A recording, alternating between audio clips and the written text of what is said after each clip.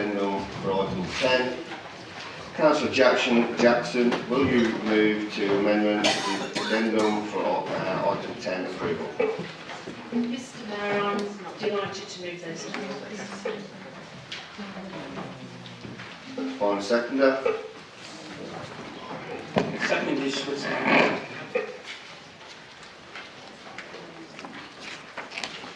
Thank you, Councillor Lloyd. Does any member wish to speak?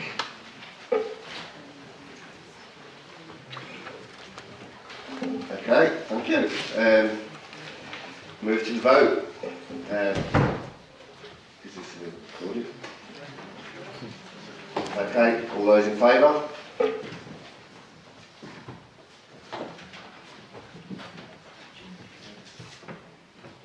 Against? Abstain. Okay, thank you, that's carried. Cabinet report by the Leader of the Council is attached, and I invite the Leader of the Council, Councillor Julie Jackson, to present her report.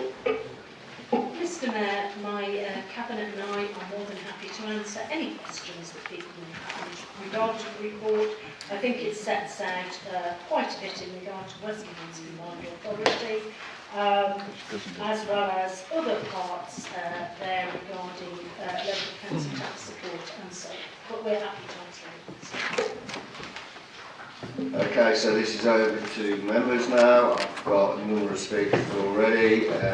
Councillor, question, sorry, yes. Councillor Evans first, please. Yes, thank you, Mr Mayor. During the Combined Authority Board meeting on the 8th of February, there was a discussion about creating a youth Combined Authority, which would be given observer status during board meetings. Could I ask the leader, will young people in non-constituent authorities be given the opportunity to sit on the youth authority, or will it just be restricted to young people in constituent authorities? Thank you. Thank you, Councillor Evans. Councillor Jackson. Thank you, Mr Mayor. This is a meeting where Councillor Phillips actually did substitute for myself. We believe that document's out to consultation. We will provide any further information as it becomes available. Thank you. Thank you, Councillor Jackson. Councillor Wilson. Thank you, Mr Mayor. I refer to page 38, agenda item 3A1, which is the NNDR retail discount policy. I, as I said at the Cabinet, welcome this proposal from Council, which has arisen from the Conservative budget nationally in the autumn, which will allow businesses under £51,000 to potentially apply for a third discount on the NNDR. Further to that, will the Leader of the Council now undertake to try and maximise the benefits to all of the possible businesses that would be affected, and ensure that they are written to by this authority? I believe there are about 380, which may be, I think I've got to check out whether there's state aid rules, but the maximum we think is about 380, depending on that. Can the Council write out to all those? Because not every business follows, as we do, Council agendas, and I think it is only fair to ensure, given that this is being funded by central government, they are given the opportunity to apply. I don't think it is going to cost that much on a second-class stamp if this authority franks it, because we get a cheaper franking stamp. Thank you very much.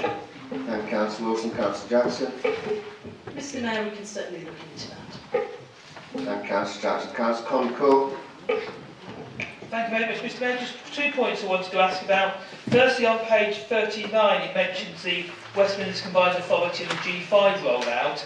I wanted to ask if we knew whether the Needs and Bedford would be included in the G5 rollout, because it's really important for our wealth and our ability for people moving here to get better mobile coverage.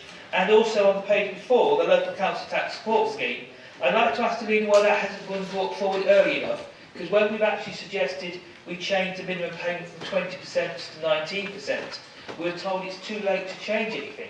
So it goes to this Cabinet in February, we have to publish the notice in March, which means actually, it's almost like protest it. You're right at the wall, you can't actually, at the local council tax support Cabinet item, actually change it, because you need to do 6-week consultation on the change.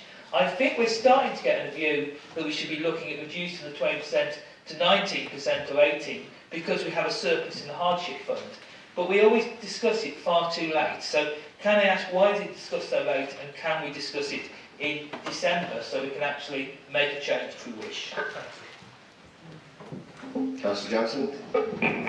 Yes, Mr Mayor, I can tell Councillor Condicall that there was a meeting with the Mayor by non-constituent members in regard to 5G, seeking clarification how we may benefit from that. We believe there is the potential for the borough to benefit, but exact details are not known at this point in time. The second question related to local council tax support, and Councillor Condicall's suggestion that that matter be dealt with earlier. I'm sure Councillor Condicall, like me, laments the fact that the local government finance settlement was announced so very late this year, leaving councils very little time in order to finish their budget proposals. We will look, of course, about whether we can review that scheme earlier in the year. We will look at that, but I can't promise that that will come forward. It does depend upon when we get information from central government. Thank you, Mr Mayor. Thank you, Councillor Jackson. Right, I've had no more indications of anybody to speak, so I'll move on with the business. So next one is number 12, election of Mayor and Deputy Mayor. As members know, the Council at this time seeks to nominate candidates for the offices of Mayor and Deputy Mayor, so the arrangements can be made in good time for the next municipal year. Can I invite nominations for the office of Mayor for the municipal year 2019-20? Councillor Jackson.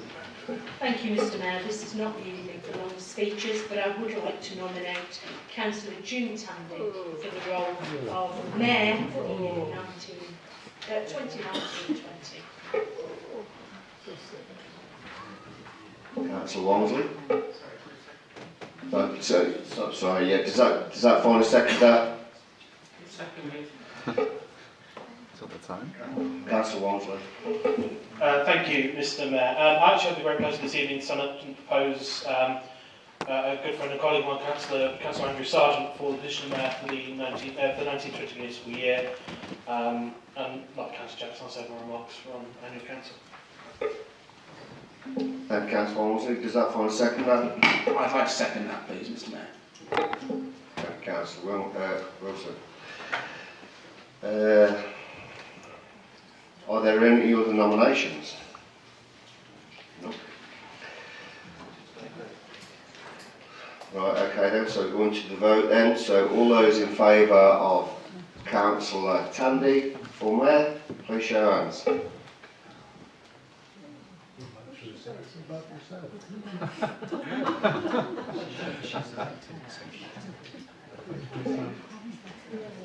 All those for Councillor Sargent, please let us show your hands.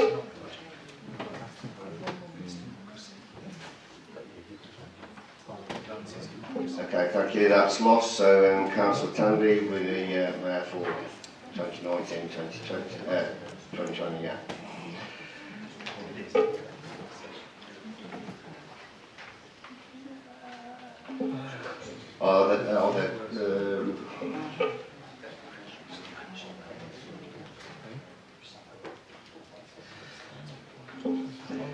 Right, so moving on to Deputy Mayor then, can I invite nominations for the office of Deputy Mayor for the municipal year 2019-20, please?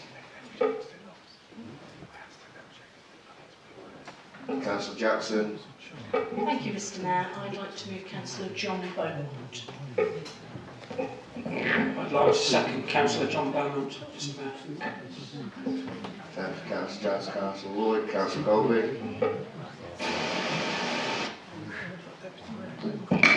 Thank you, Mr Mayor. I'd like to propose Councillor Rob Tromans. Thank you, Councillor Colby. Does that find a second there? I'd like to second that, please. Thank you, Councillor Sargent.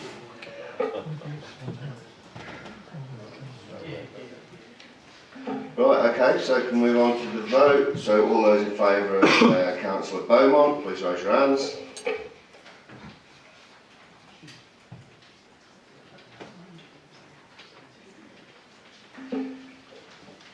Councillor Tromans.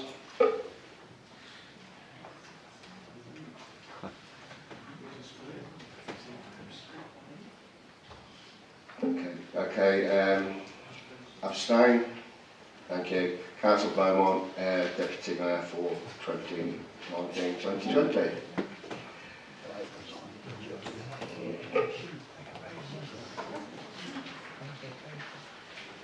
Right, so moving on with business. Now on to 13, recommendations from Cabinet or other committees. Local tax support scheme 2019-20. Councillor Jackson, will you move your recommendations set out in the agenda? Thank you, Mr. Mayor. I'm happy to move those recommendations. Does that find a seconder? Thank you, Councillor Jackson. Councillor Lloyd.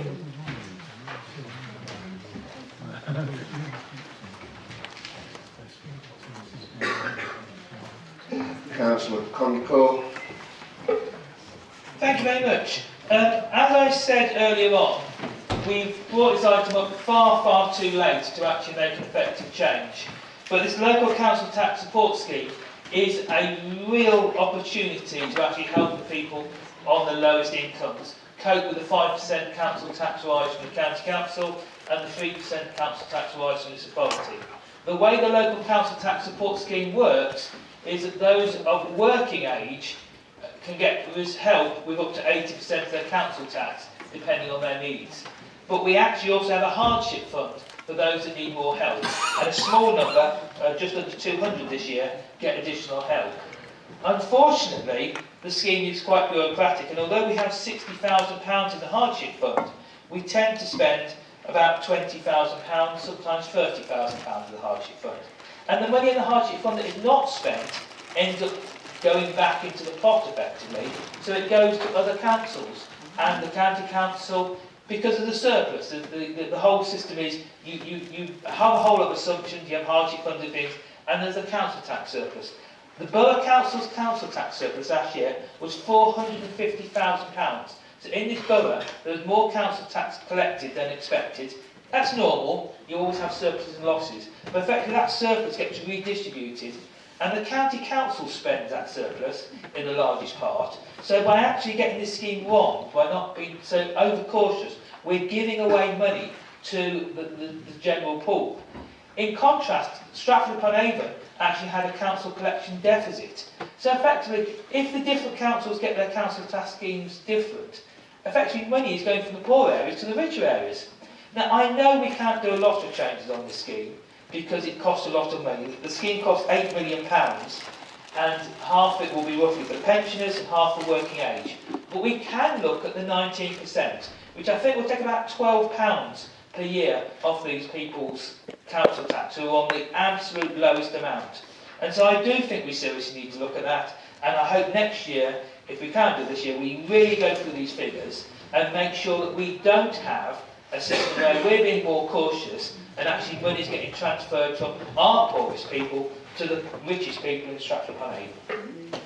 Thank you, Councillor Conco. Councillor Wilson. Thank you, Mr. Mayor. Whilst we will be supporting the council tax scheme on this side of the chamber because it does actually help people in our society, we do actually believe it could help more people if the criteria are set right. Now, as Councillor Conco has already alluded to the fact that we have only spent roughly a third of the budget, so about £40,000 is still available for people. That is £40,000 which could be put back into the pockets of possibly some of the most neediest in our society. Now, when I was at Cabinet and spoke on this, we were informed, because Councillor Jackson indeed asked Finance about this, that no modelling work had been done on any other alternatives but 20%. So 18% hasn't been modelled, 19%, 19.5, 18.5, none of that has been modelled. I accept the point that local government finance settlements aren't always on time. They're not on time under any government. But at least if there is an underlying model that has been used, then perhaps that work could be done in time and make some changes according to what the local government finance settlement comes out with. Because, and I'm taking Councillor Condacor's workings at face value, that if, for example, 19% would equate to saving £12 on someone, that's almost a third of paying the green bin charge. So you might actually get more people be able to pay the green bin charge that that you've hit hardest in the first place. So surely it's a win-win situation. You might get a green bin tax payment, and you might actually also help someone else with their council tax. So I think that's a win-win situation for this council, Mr. Mayor. So perhaps the leader can perhaps give an undertaking that she will ask officers to undertake that modelling work in preparation for the next local government finance settlement, so that the basis of the work is there, and the figures from whatever the local government finance settlement come up with can be then be fed into the workings, and perhaps we will get an alternative suggestion. I don't know, but if we don't ask the question, we don't know the answer, Mr. Mayor. So I think it's worth asking the question at the very least. Thank you, Councillor Wilson. Well, nobody else is it? Oh, Councillor Walmsley.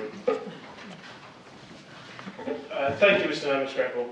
I actually want to echo some of the words Councillor Wilson said. I've been noting the fact that we've spent £22,000 of the hardship fund, which is currently £60,000 fund, and actually, if we get this right, as Councillor Wilson says, we can help and benefit a lot more residents in our borough and across our towns, and that's exactly what we as councillors seek to do on both sides of the chamber. I do think, though, also we need to be a little bit cautious looking at this, because we haven't had a new equality impact assessment since 2013. Now, I appreciate the reasoning is that we haven't made substantial changes, but actually the underlying assumptions have changed somewhat. We've had year-on-year maximum rises to the full 2.99% by this authority. We've also now obviously got the latest £40 green bin tax. And actually, there are some underlying assessments that we need to look at, people, look at exactly what they're now asking to be paid as part of their council tax and other costings, stealth costings by this authority. And we need to, at the same process, get a new equality impact assessment done at the same time as broadening the scheme, as Councillor Wilson's already alluded to. Thank you, Chair. Thank you, Mr. Mayor. Thank you, Councillor Walmsley. No more speakers, so end of debate. Councillor Jackson has a right to reply. Thank you, Mr. Mayor. Green bin charges are not part of the council tax, contrary to what some people may say on the other side of the chamber. It is not correct that we can just add those charges to council tax. Mr. Mayor, we will regularly review policies of this council.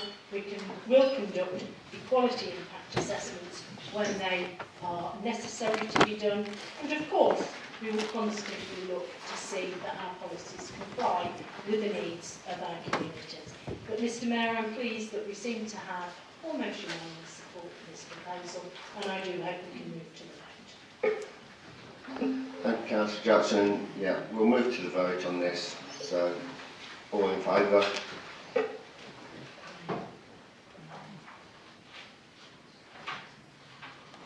Against? Okay, that's correct. Okay. Right, moving on. National Joint Council Pay Award implementation.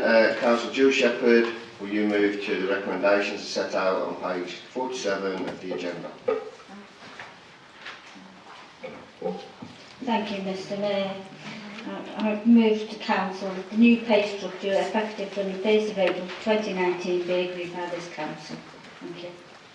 Thanks, Councillor Shepherd. Is there a seconder? I second that and reserve my vote. Thank you, Councillor Jackson.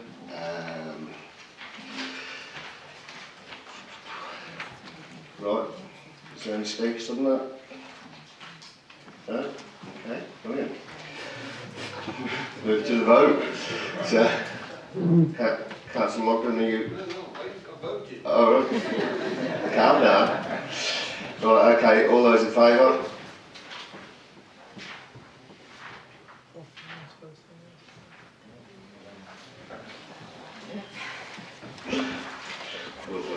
Right, moving on.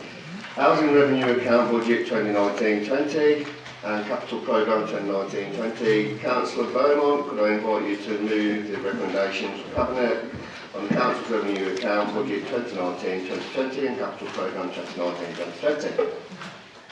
Thank you, Mr. Mayor. I will move the recommendations contained in section 2 right through to the reasons for this budget. It is to set a sustainable budget for the housing revenue account for 2019-20 and the associated capital programme, and to demonstrate long-term sustainability through the business plan.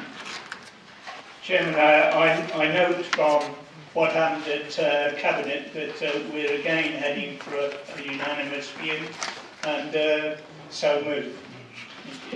Thank you, Councillor Beaumont. Is there a seconder? Mr Mayor, I second the reserve. Thank you, Councillor Johnson. Right, Councillor Wilson. Thank you, Mr Mayor.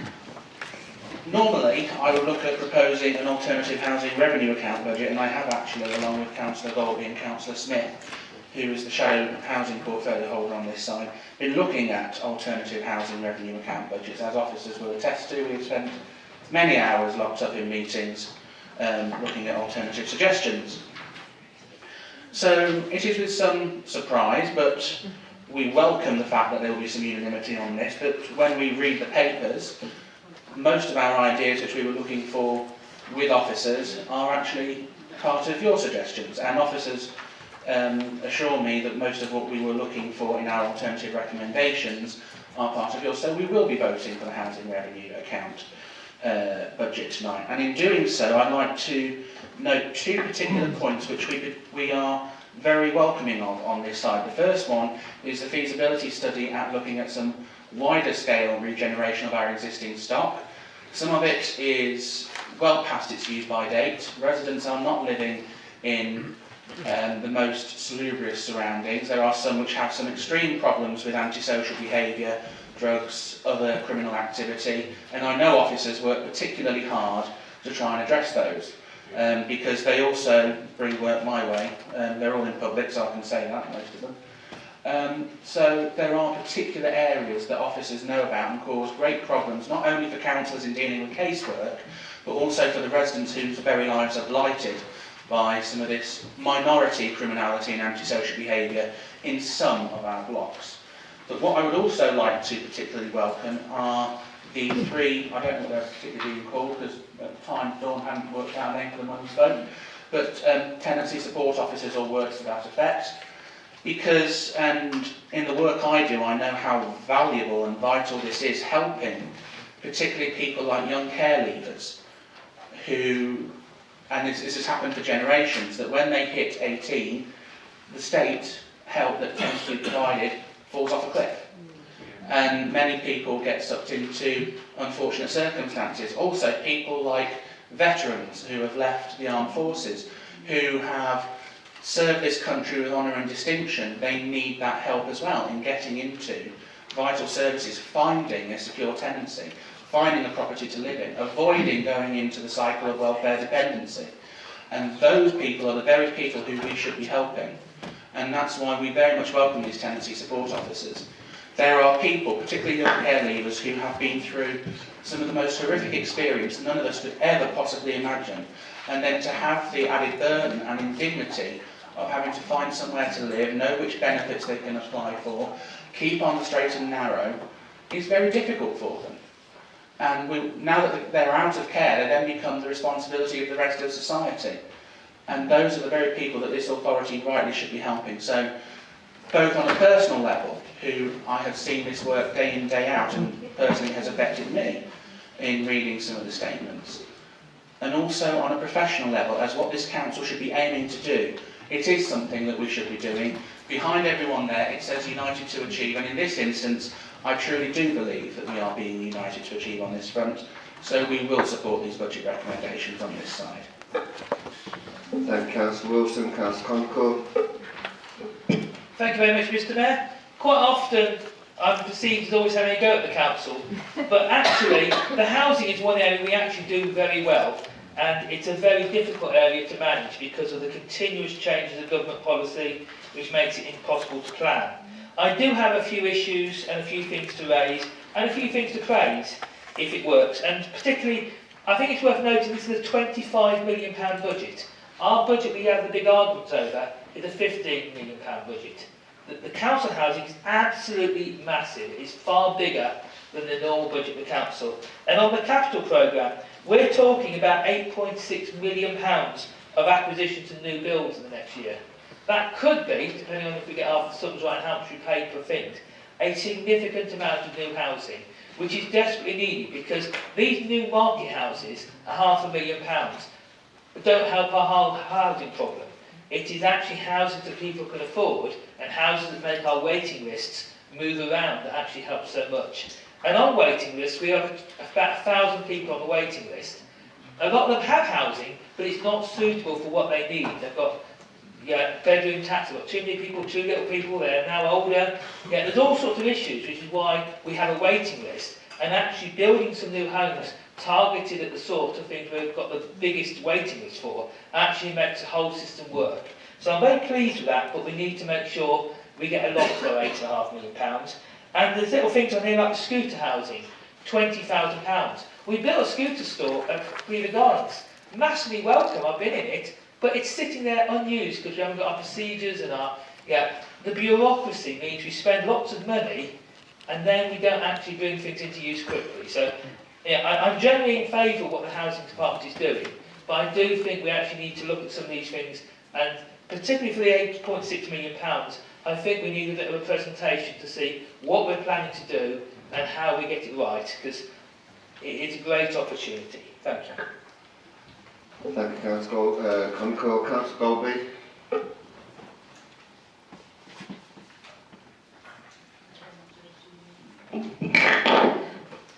Thank you.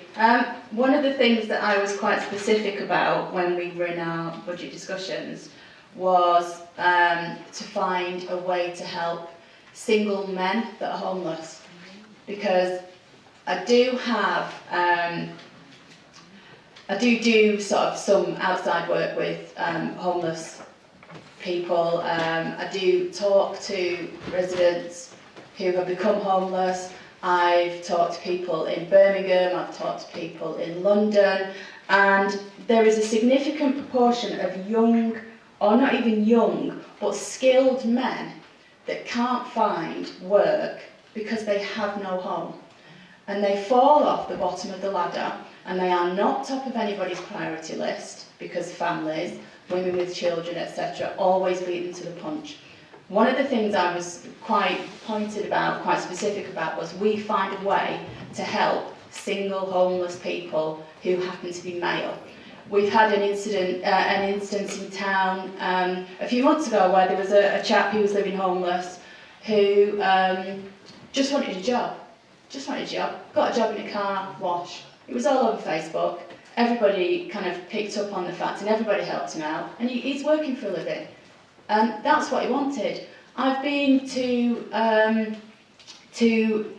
places like night shelters, and I've spoken to people, and all they want is a job, which is, when you think that you literally carry your worldly goods in a Tesco bag, and your main priority is getting a bus to get to a job interview, that should be assisted in every way possible that we can do. Now, I wanted something separate, specifically for that demographic, specifically to help people like that. I was speaking to a guy in London, and I was talking to him. He was sat outside a tube station, and I said to him, what's brought you here?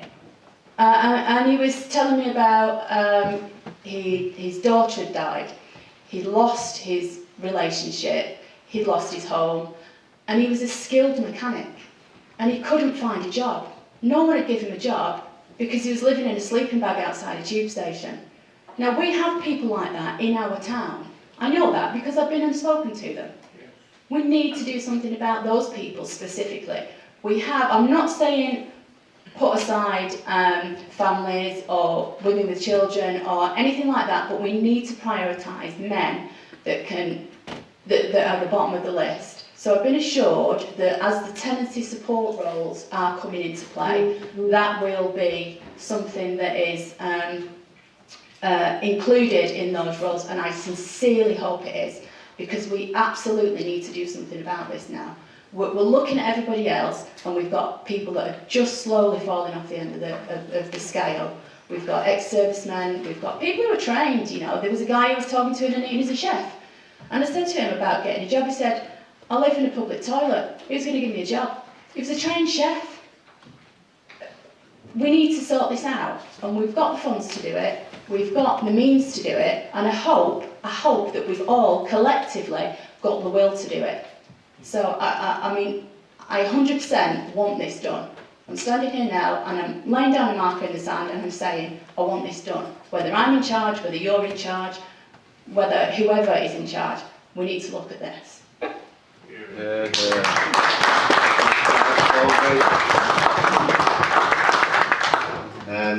Councillor Jackson. Thank you, Mr. Mayor. I'm very proud of the budget that's being presented to Council today. It shows that our ambitions for our council housing stock is high. Not just the £8,621,620, very precise figure that I thought, not just that money for acquisitions and new builds, but actually an extensive capital programme to invest in our existing properties, to make them the very best they can be.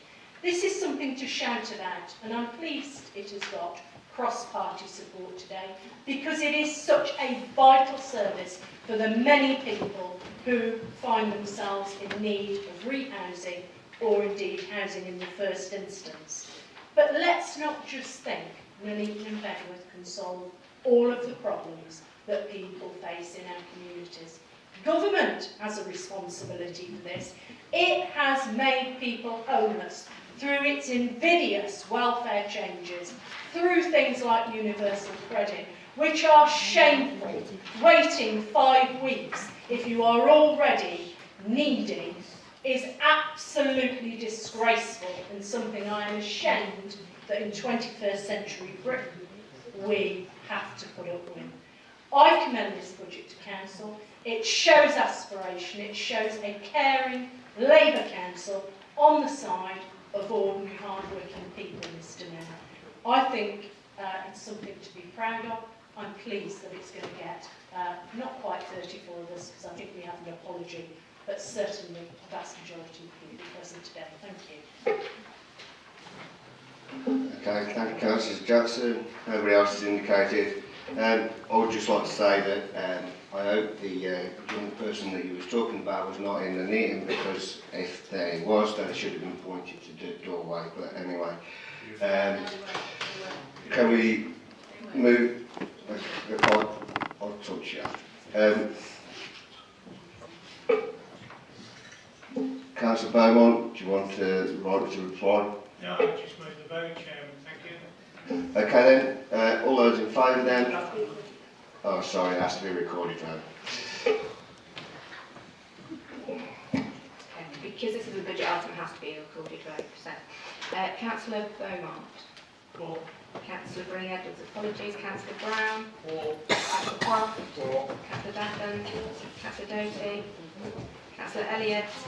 Councillor Evans. For. Councillor Zane. For. Councillor Glass. For. Councillor Golby. Councillor Grand. For. Councillor Gutteridge. For. Councillor Hancock. For. Councillor Hocking. Councillor Jackson. Councillor Condacore. For. Councillor Lloyd Nash. Councillor Lloyd. Councillor Longdon. Councillor Van Der.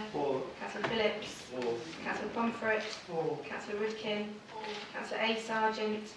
Councillor J. Sargent. Councillor J. Shepherd. Councillor T. Shepherd. Councillor Smith. Councillor Tandy. Councillor Tromans. Councillor Walmsley. Councillor Watkins. For. Councillor Wilson. Okay, that's gone through then. Unanimous. Moving on. General Fund Budget, the Capital Programme 2019-20. Councillor Jackson, could I invite you to move the recommendations to Cabinet on Council's budget for 2019-20? Thank you, Mr Mayor. Can I begin by placing on record my thanks to all those officers in finance and in the various departments of the Council who have assisted all councillors in putting together budgets for consideration this evening. Their professionalism is valued, and often I know they go above and beyond what we should expect. I, for one, have received lots of emails well into the evening, so a big thank you to all our staff.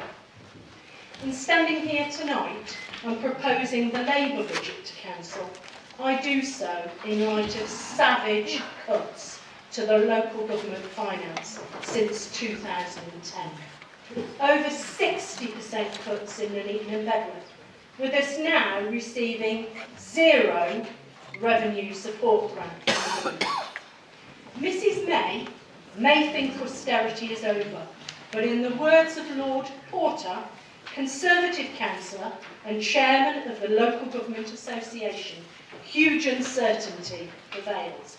He says, and I quote, "Local government in England continues to face significant funding gaps and rising demand for adult social care, children's services and homeless support, which will continue to threaten other services our communities rely on, like running libraries, cleaning streets and maintaining park spaces. Councils also continue to face huge uncertainty about how they will pay for local services into the next decade and beyond." End quote. Mrs May can make all the assertions she wants, but austerity here in Nuneaton and Bedworth sadly sees no end. Just ask those increasing numbers of people who are turning to food banks to put food on the table, or girls and women unable to purchase sanitary products. Austerity is here, and I will speak up for the many and not the few. This poverty is a disgrace. We are one of the richest nations in the world. Poverty holds people back. It is degrading, it is shameful, and it is a choice made by those in Parliament. Mr Mayor, as a council, we have successfully generated money through our own trading arm, NABSA, this year alone securing in the region of £400,000 to plough back into the budget. And we continue, as our external auditors say, and I quote again, Mr Mayor, to put in place proper arrangements for securing economy, efficiency and effectiveness in the use of our resources, unquote. Mr Mayor, we are and we will continue to do our bit, but government needs to wake up and see what it is doing locally. Austerity is a choice, and while huge funds are given to the DUP, and when government awards a no-deal Brexit ferry contract to a company that has no ships, then surely Mr Jones MP, Mr Tracy MP and Mr Horsey MP could choose to lobby for fair funding of local government, rather than their proposed consultation, which removes, believe it or not, any consideration of deprivation. You could not make it up. It is set against this background, Mr Mayor, that I move our budget as before Council tonight. We've had to take some difficult decisions because the government, simply put, doesn't give us the money we need to provide those services we would want to. Charging for those who wish to continue with green bin collections, some increases in fees and charges, and following consultation with the voluntary bodies, a small reduction in grant to them. These are not decisions we have made lightly. And Mr Mayor, we're not alone in having to make these decisions, with over 60% of English councils now charging for garden waste collection, and often charging more for services than we charge here. It does, at the end of the day, all fall down to money. If you haven't got enough, you have to make tough decisions. We have protected frontline services, continued to fund free swimming for young people and pensioners, maintained our beautiful parks, an outstanding museum, safe car parks, CCTV, invested in our town centres with much more to come. This is a budget that shouts loud for Nuneaton and Bedworth, talks our town centres up, not down, and importantly, Mr Mayor, a budget that is sustainable going forward. This is not a budget that seeks to make short-term political points. It is a budget set to deliver for the long term sustainable, prudent and fully costed. It is this Labour Council who, with partners, has launched the Transforming Nuneaton programme, who is committed to producing research in regard to Bedworth Town Centre, who has purchased the Co-op store in Nuneaton to act as a catalyst for future development, who has committed to our most vulnerable by converting redundant council buildings into high-quality housing for the homeless. It is a Labour Council that has introduced and continues to pay its employees at least the minimum living wage. It is Labour who is on the side of hard-working families, for the many and not the few. No empty mantra here, but a deeply held belief. I am happy to dispel fake news and state that the Labour budget continues to show that excellent financial management will continue. As our external auditors said in a report to Audit Standards in November of last year, and I quote again, the Council continued its historic record in financial control by delivering services broadly in line with its budget plan, unquote. Mr Mayor, Nuneaton and Bedworth will continue to have the lowest average council tax in Warwickshire under Labour. It will continue to invest under Labour in our town centres, and it will continue to use council tax payments prudently, efficiently and effectively. This Labour budget is ambitious for tomorrow, not just for today. It is on the side of hard-working families, sustainable moving forward, showing that same care for public funds that each one of us has for our families' budgets. No, Nuneaton and Bedworth will not run reserves down to a level which will cause us problems like those facing some councils, notably Conservative-controlled Northamptonshire. We will act at all times in the best interests of our council taxpayers. Listen carefully to the professional advice of our officers. Think our towns up and not down. It is Labour on the side of hard-working families, young people and older residents. Labour's budget is for the many. Thank you, Mr. Thank you, Councillor Johnson. Does that get a seconder? Seconded, Mr Mayor. Mr Mayor, can I just apologise, not keep standing up, but I'm suffering quite badly with my back at the moment. Yeah, okay, no problem. Reserve me right to speak, please. Yeah, okay, no worries. Does any Councillor Wilson? Thank you, Mr Mayor. I would like to move the Conservatives' alternative budget resolution, which has been circulated beforehand, and I would like to echo Councillor Jackson's comments about the staff in the Finance Department. They have been their usual effective, efficient selves, acting with good grace, good humour and humility, and have provided tremendous support to myself and my colleagues in putting forward this budget resolution tonight. Tonight, the Conservative Group are announcing their budget proposals against a backdrop of a history of bad financial decisions by this Labour Council. We just have to look at the losses that this Council has made over the past few years to see that our finances would be radically different if better decisions had been made. £200,000 lost on the climbing tower, £500,000 lost on car parking revenue by raising car parking charges for every shopper in the borough, and £500,000 spent on giving a £1 rent per year to Poundland for the past 2 years, and £2 million on the delayed and over-budget new depot. If these decisions had not been made, our budget position would be a lot better, and difficult choices would not have needed to be made that affect virtually everyone in Nuneaton and Bedworth. In October last year, Councillor Jackson said that leadership is about making difficult decisions when she introduced Labour's green bin tax. I agree. Leadership does require making difficult decisions. That night, however, Councillor Jackson and her colleagues took the easy way out and inflicted a stinging tax on 35,000 houses in this borough, close to approximately 100,000 residents. Labour are now balancing the books on the backs of some of the poorest people in our community. People she said in her speech she was aiming to protect. She has failed. Nuneaton and Bedworth have some of the highest areas of poverty in the country.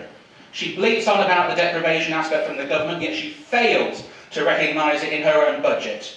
Yet some Labour councillors believe that vulnerable people in our community only live in either flats or sheltered accommodation, and people claiming benefits don't have gardens because they can't afford lawnmowers.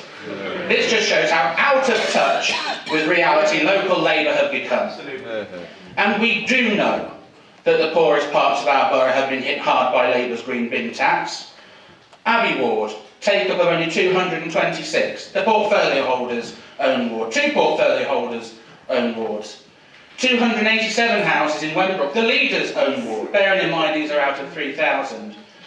I'm glad to see the momentum are laughing in the gallery. Perhaps they can give their friends down here some lessons on budgets. I'm not a member of Momentum. Just to make that clear. Just the public. Kingswood, 343 houses. Camp Hill, another portfolio holder, 356. Barpool, 371. Poplar, 375. B, 417. I think we can see a pattern emerging here, folks. Not my pattern, they're the statistics. Councillor Wilson, can you just carry on? Labour's decision now requires some of our most neediest residents to make difficult decisions. Spend £40 on a green bin or put food on the table. Spend £40 on a green bin or they buy their child's school uniform. Spend £40 on a green bin or put money in the electricity meter. That is real Labour in action, not the utopia that Councillor Jackson portrays. Ever since Labour's announcement in the Conservative the Conservative group have worked tirelessly to reduce the impact of Labour's green bin tax. We have been line by line through the budget. It is not possible, and we are sincerely sorry about this because of the effect of Labour's decisions, to completely reverse the green bin tax, and we have tried. If Labour had not made irresponsible decisions leading up to this point, it may have been possible. We believe that the green bin service is a valued, universal service. It is our priority to maintain as much of this service as we can, not the slash and burn approach of the Labour Council. So far, only 26.5% of 35,000 households have signed up to keep their green bin service. That cannot be right. We are therefore proposing a reduced green bin charge of only £12.50 for a year. We are confident that this is a fairer charge that will not hit the poorest in our society as hard and will see more people sign up to their green bin. This is a fairer and more responsible proposal, whilst also having to accept the position we find ourselves in. Far more people will be able to afford £12.50, and less green and food waste will needlessly go to landfills or incineration under Labour. We also maintain our commitment to improving our town centres. We will help our town centre economies by introducing an unbeatable offer during the week of 3 hours parking for only £1. Overheads for traders can mean the difference between trading in our borough or seeking somewhere else. It is only the Conservative Party in this chamber that backs our businesses and seek them to thrive and not tax them to the hilt. That is why we will help the hard-working market traders in Nuneaton and Bedworth by slashing their market rates by 5%. And it is the Conservative Party in Nuneaton and Bedworth that is committed to regenerating Nuneaton Town Centre. Transforming Nuneaton is going to need significant amounts of public sector money to encourage the private sector to come on board and deliver the regeneration that we desperately need. That is why our budget resolution once again commits us to looking at ways that this council can finance the cost of helping to transform the Nuneaton Town Centre. Housing the next generation is also a concern for many residents, grandparents and grandparents throughout Nuneaton and Bedworth. Young first-time buyers face some of the most difficult challenges in trying to get their foot on the first rung of the housing ladder. Our budget recognises these challenges and will seek to use the council's powers to help our young residents wherever we can. Our resolution begins the process of investigating a local authority mortgage scheme that could be delivered by Nuneaton and Bedworth Borough Council, something which Labour rejected after the election in May, but 51% of the residents of our community voted for. Our budget requires us to make difficult decisions. The decisions that Labour refuse to make as they seem hell-bent on making the poorest suffer and then blame everyone else but themselves. We are ensuring that the money we spend helps the most people across Nuneaton and Bedworth whilst maintaining essential frontline services. This budget protects the poorest from Labour's green bin tax, protects the environment by reducing garden waste from going to landfill or incineration, protects our town centres by reducing car parking charges during the week to just 3 hours for £1 to encourage shoppers back to our towns, protects our markets by slashing store rents, and protects frontline services by focus on delivering what we need to provide. Once again, it is only the Conservatives in Nuneaton and Bedworth who are providing the leadership that our borough needs and providing the vision, ambition and aspiration that we promised the electorate a year ago. Tonight we heard from a member of the public about keeping our election promises. Perhaps he should be speaking to the party opposite, who promised not to introduce green bin taxes in May, then probably started working on them in June and introduced them in October. It is not this party which have lied to the public, it is the party opposite. They were promised the electorate a year ago that they would never introduce green bin charges. It is only the Conservatives in this chamber that keep their promises to the people of Nuneaton and Bedworth, and I commend the alternative budget to the chamber. Thank you, Councillor Wilson. Does that find a seconder? I'd like to second that and reserve my right to speak. Okay, then.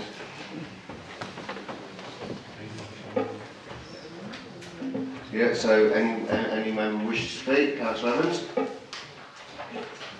Thank you very much, Mr. Mayor. I rise this evening to speak in favour of the Conservative budget and to outline the reasons why I will be supporting this alternative budget tonight.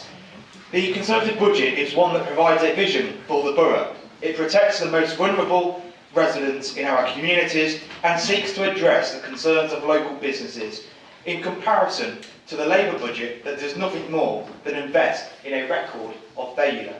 The proposal to cut the green waste collection charge down to just £12.50 is the main reason why I'm supporting this alternative budget.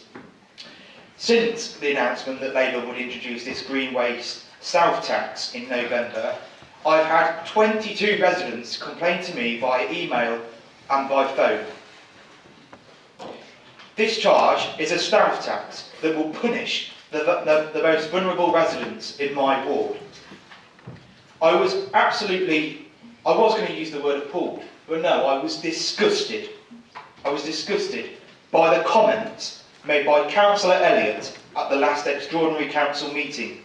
She said, and I quote, "The most vulnerable residents don't use green bins, they live in flats, shelters, they don't have long gardens."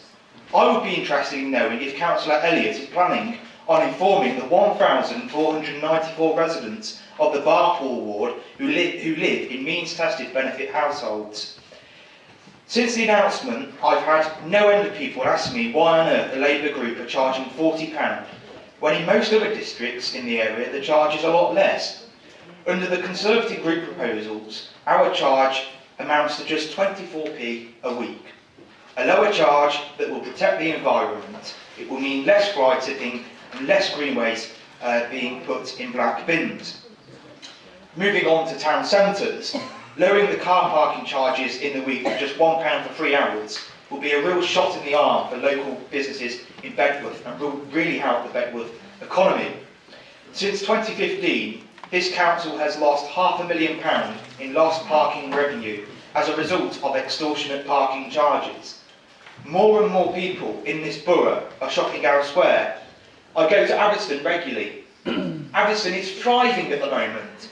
I wonder why. Because it has a Conservative council that provides free parking for its residents. We need to make sure that our own residents continue to shop here and encourage people from outside the borough to come in. I am confident that cutting car parking charges in the week to just £1 for 3 hours will enable this. In addition, we might even start to see parking revenue increase. I am delighted as well to see that the Conservative budget protects funding for those organisations in the borough who serve the needs of the most vulnerable.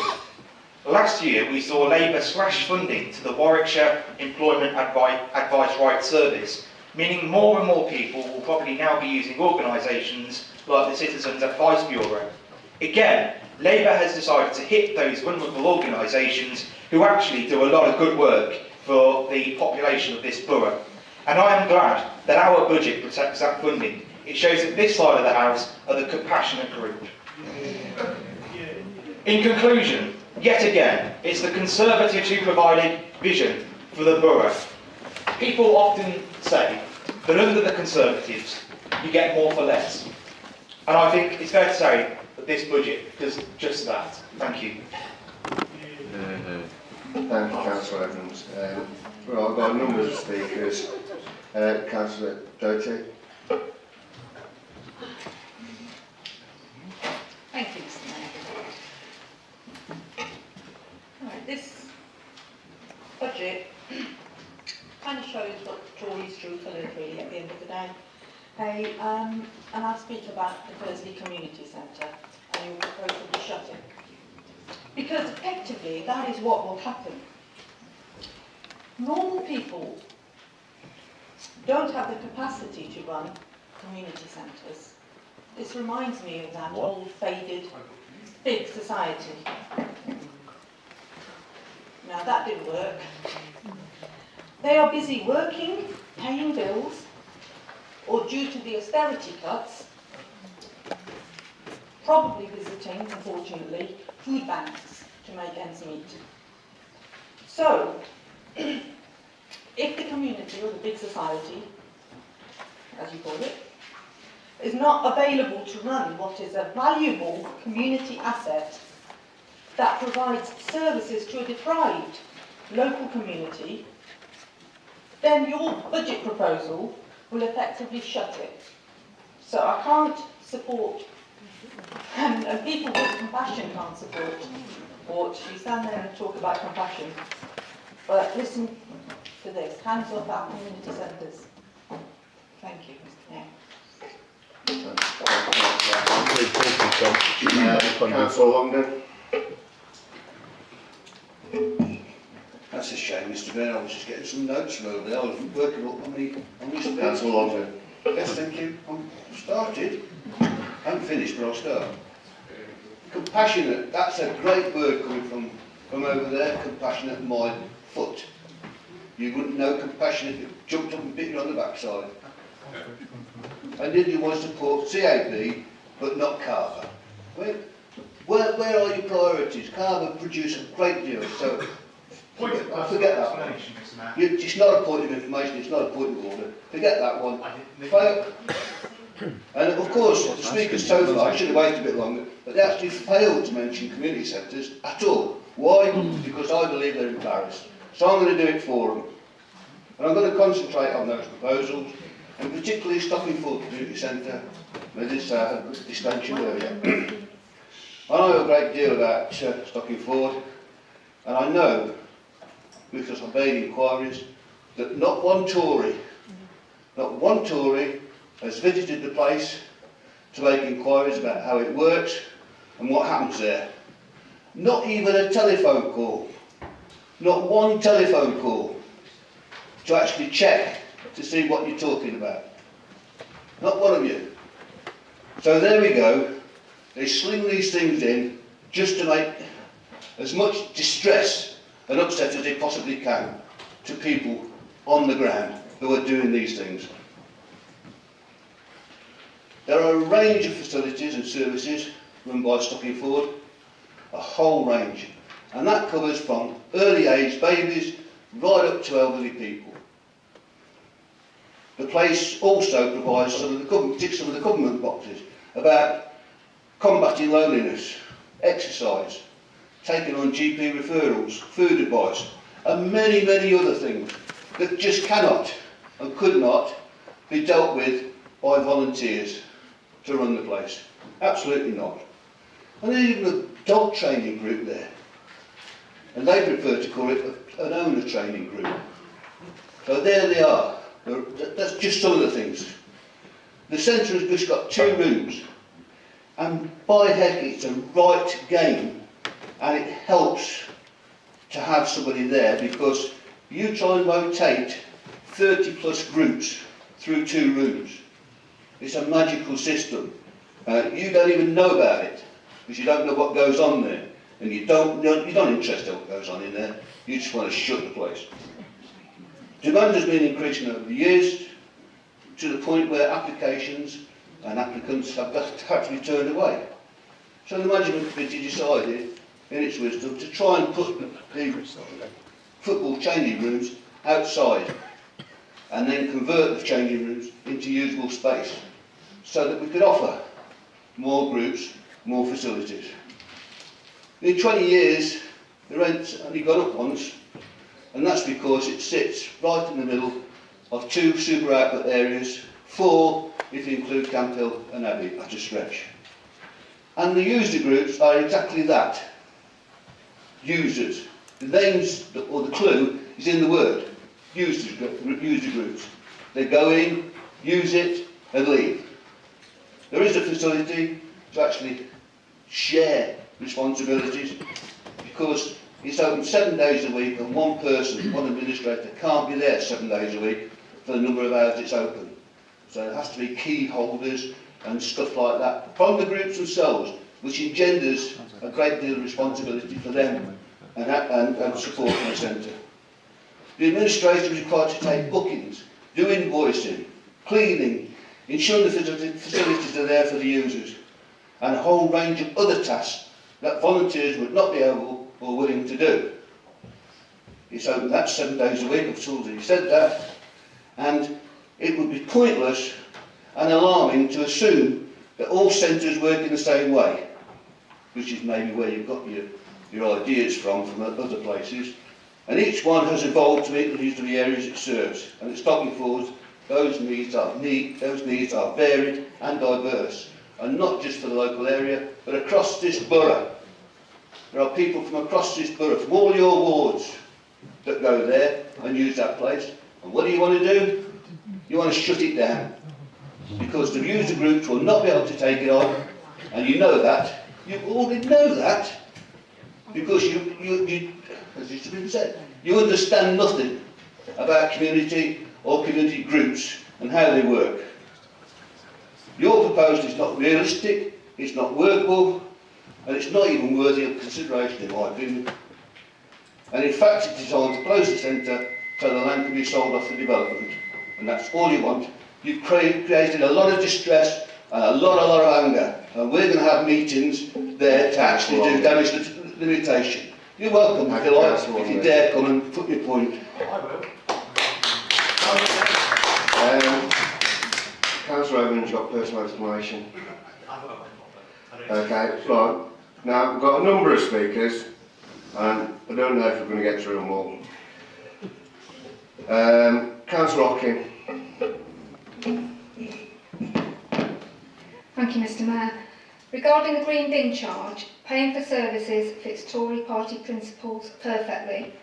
Indeed, this council is only having to consider this charge because we have a Conservative government who refuse to subsidise so many services, including university education and public transport, to name but a few. They even make student nurses pay £9,250 a year to train as a nurse.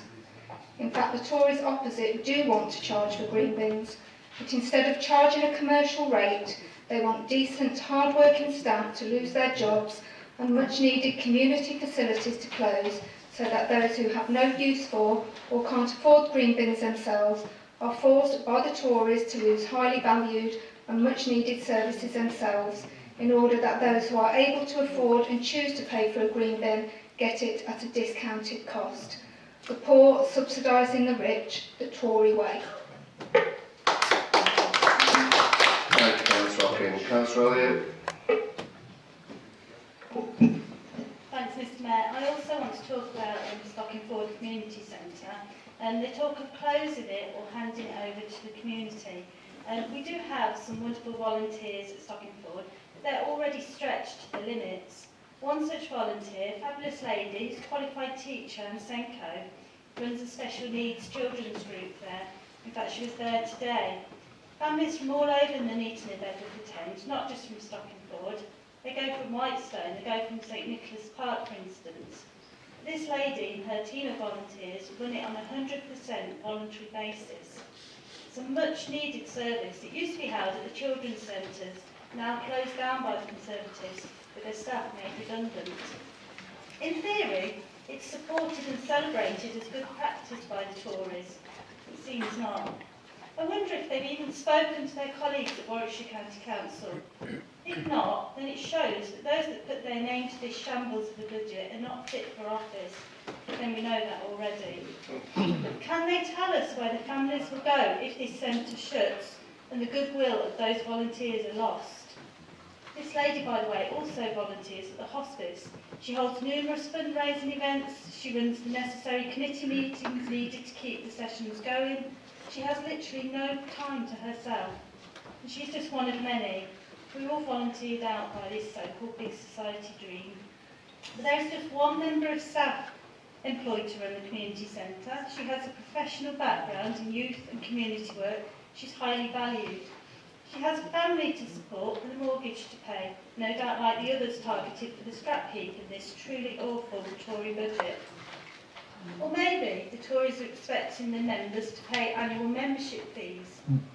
I suggest that those people whose lived reality includes attending the honesty shops held at Stockingford Community Centre, seeking free or subsidised food, do not have spare cash lying around for annual membership. It shows just how out of touch these not fit for office Tories are. Lastly, the fantastic Artisan Bakery, a thriving business and credit to our town centre, started out at Stockingford Community Centre. It offered a lifeline to socially excluded young people. Need I say more? But at the end, all this misery, short-sightedness, mess and chaos caused by losing such a valuable resource, Tories are looking at a saving of a mere £22,000. What a shambles. Councillor Lloyd. Thank you, Mr. Mayor. I'm not going to go on any more about the community centres, but just state in their budget proposals that if they don't hand them over to the public, they will close them. Arts Development Reduction Budget. They slashed 2 grants that are paid to both the Nuneaton and the Bedworth Arts Centres, giving it savings of £5,300 and reducing the general art development budget by £1,000 to £300. This will most certainly call into question the volunteers' ability to run the Bedworth Arts Centre and even maybe the Nuneaton Arts Centre. The museum becoming a trust will impact on the museum's accreditation. That gives us access to initiatives from the West Midlands Development Officer. This has included free training for employees around about £1,000 a year, specialist advice and consultancy of £2,500 a year, which benefits both audiences and collectors. The accreditation is also a qualifying element for some grant schemes. We had to be accredited to enable us to get the Fabian Grants money for £117,000, shared with our partners over a couple of years. They will close the museum for 1 day to save £7,000. This will further impact on the staff hours being cut, impacting on the ability to do outreach work with the community and the visiting schools. Transferring the museum trust, they say, to gain the NDR, the rateable value of £10,000. This is a partial year's saving, and the £30,000 saving of the shared manager role with the City Hall is not possible, as a trust is a separate legal entity and will want to make its own management decisions. Close the City Hall bistro, saving £10,000, having now given up the idea of franchising out the bistro. Closing the City Hall for 2 days is the biggest impact. and will result in the box office savings of £54,000. The 37k can only come from savings in staff hours. This is a lack of technical staff in the marketplace at the moment. Technical staff have been approached by other authorities and other theatres in the past and have chosen to stay loyal to the Civic Hall. If we lose these people, the Civic Hall will not be able to operate without the technical staff. With all the full-time staff that this budget cut impacts on, there will have to be changes in their contracts reflecting on people's hours and pay, and that could put people in a redundancy situation. The closure of the Civic Hall for 2 days will impact on the staff's ability to do administration work that keeps the place running and brings the diverse mix of shows and opportunities for the children of Nuneaton and Bedworth. We need to split our full-time staff and casual staff for the Civic Hall to operate, and we are in danger of losing all our full-time staff. Let's face it, if the Tories had the chance of going through with this budget, they had the slight chance of getting it through tonight, this would be a backdoor method to close the Civic Hall for good. No ifs, no buts.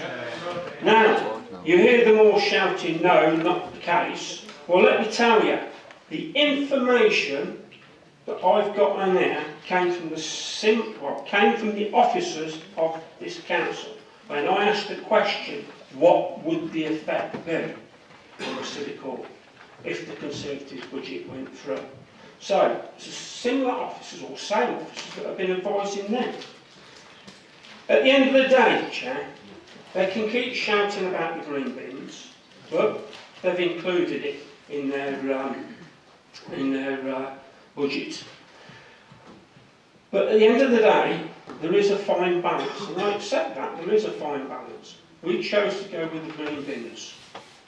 Unfortunately, the Conservatives have gone to attack outright and close the arts. It's a point of order, Mr. Mayor. Thank you, Mr. Councillor Lloyd, in his peroration, defence, whatever, alluded to the fact that he believed that the budget was unworkable, unsustainable and potentially illegal. It is actually signed off by the 151 officer, and, as a point of order, Mr. Mayor, it has been demonstrated by officers, because we have had discussions, that these savings are achievable and workable and that the services will continue. So either Councillor Lloyd is deliberately trying to mislead this chamber, or the advice he has been given by other officers is in breach of what other officers have told us. So either he wishes to raise that with the head of paid service, or he should withdraw his statement saying that our budget is unworkable and illegal. Mr. Mayor, anybody put anything down on paper and say that's workable? Yes, it can be workable. What I'm pointing out to the public and pointing out to the people opposite is the budget that they've got. Councillor Lloyd, this has to be a point of It is a point of order. He's asked me to explain it. I want me to explain order. It has to be a point of order. Point of explanation then, Mr. Point of explanation. Thank you. So, my point of explanation is quite simple. At the end of the day, I'm pointing out to the Conservatives that the budget they put forward, yes, is workable on paper, but the effects are what I've just said. That's the effects of their budget. Okay, right, thank you. Councillor Brown. Thank you, Mr. Mayor. The voice of sanity returns. Right. This is a budget for the many that pay council tax, the many that have gardens, the many that want to cut their lawns on a weekly basis, that want to dispose of it in the correct and responsible manner, not dump it in hedgerows, not dump it at the side of roads for the council to pay to clean up. Right? You just have to look around. The majority of people, we've all received numerous complaints about the plan to charge £40. But we criticised you for doing this, at the extraordinary council. We told you it was a wrong decision. We told you we'd come up with a better proposal. We're now telling you how you can do this for just £12.50 a year, not £40 per year.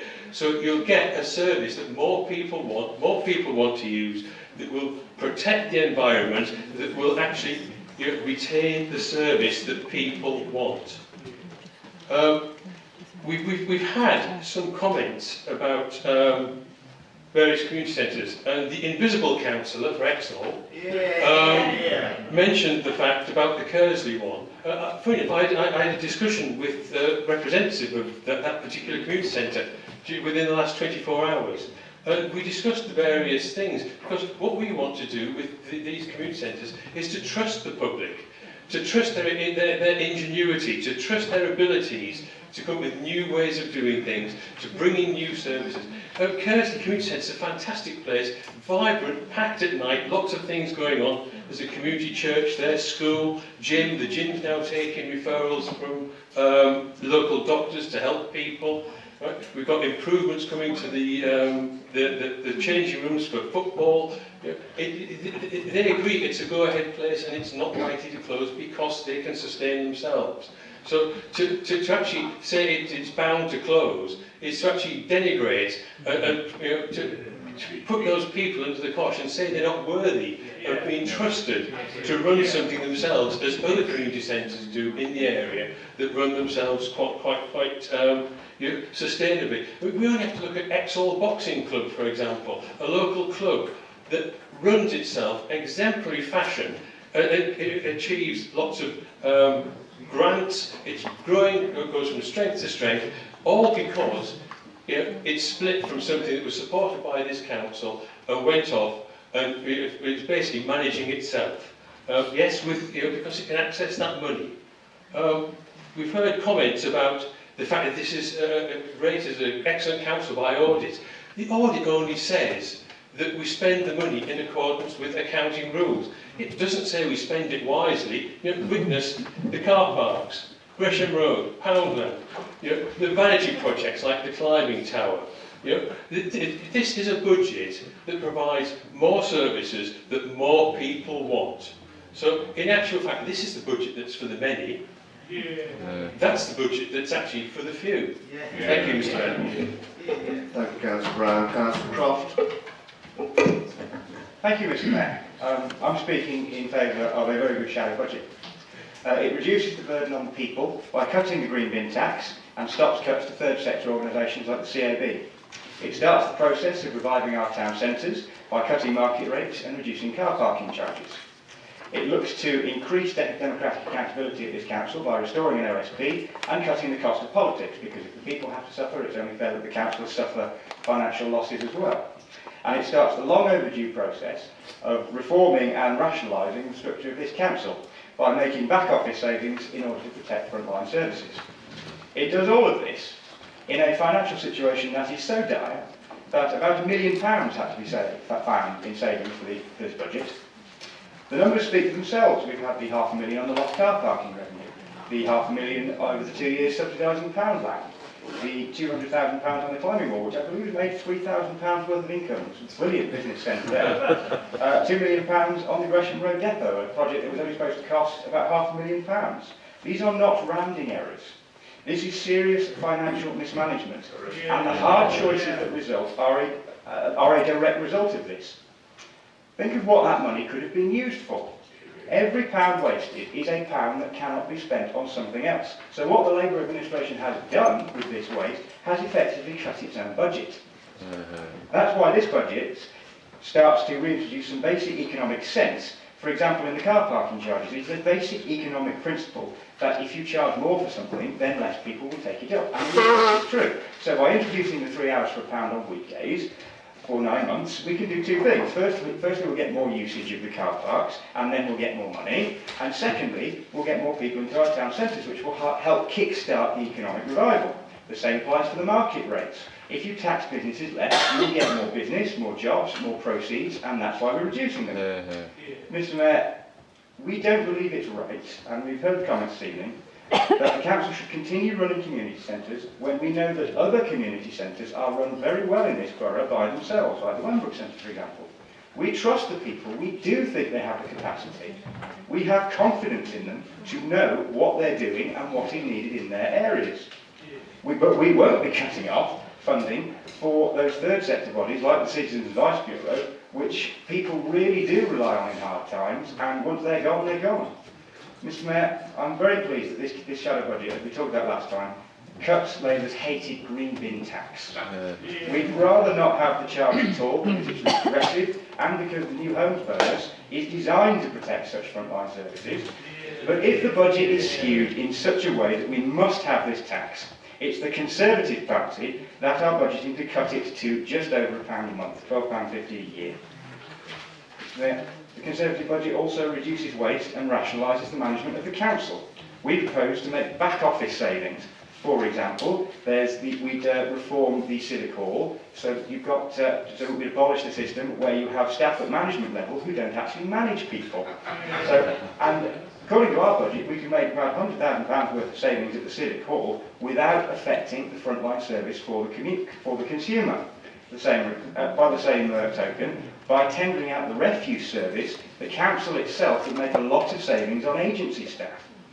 So there you have it, Mr Mayor. This shadow budget looks to revive our local economy, support our town centres, supports our people by reducing the burdens on them, cuts waste and bureaucracy at the town hall, and strengthens our local democracy.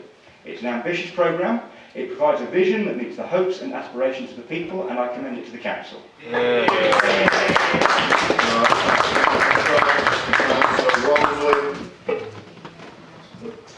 Thank you, Mr Mayor. I want to start actually by echoing some of Councillor Wilson's initial comments and actually talking about how we get to the position where we have to today. The £500,000 waste in lost car parking revenue following Labour's price hikes. The £500,000 over 2 years subsidising a second Poundland store. And the £200,000 of barely seen, barely used climbing wall, and £2 million overspend at Gresham Road. Now, we've had the fake news from the Momentum infiltrated Jeremy Corbyn hard left opposite and from the public galleries and on social media, but the realities are that there are a number of community centres, in fact the majority of community centres in our borough that already run themselves very successfully. What we enable them to do today, therefore, and what this budget do, is actually puts them free from the shackles of this council and instead allows them to run themselves. And before councillors go on opposite sides, and already have done, let's remind them the number of them on their side, and the number of us on our side, are actually already involved in running community centres successfully. And this is a very, very sensible suggestion which we can roll out. But let's be clear, this saving, yes, produces £44,000 across the two centres. But let's be honest, we could have supported them for 10 years had we not done it over 10 years, had we not had this ridiculous 2 years on a second Poundland. Had we not had financial waste and mismanagement, we would not be making these tough decisions here today. Another point, Mr Mayor, that I want to actually turn to is around the Labour's green bin tax. And my colleagues and I have said as much at the last full council, that the reality is that this will hit and punish most those on low and fixed incomes. And that's one of the things, and when the Cabinet make a decision based on this... I can just say it, isn't it? Councillor London, you got a point of order? I didn't want to break in, Chair. I think it's very rude when people jump up and break in, but since you've called me, Councillor Warren has just made a statement that are involved, that are councillors over there involved in the running of community centres. There's not one of them declared an interest, either on the papers or tonight. And I don't think anyone, apart from myself, has actually looked for dispensation. So can we have that recorded? There's an admission that they're involved in something, and quite frankly, it should have been declared as an interest. And can you also I take the speech off them because I'm fed up of hearing the same speech all the time. Thank you, Councillor Longer. So, well, quite right. Point of order. Is anybody running a community centre? Because if they are, they need to declare that now.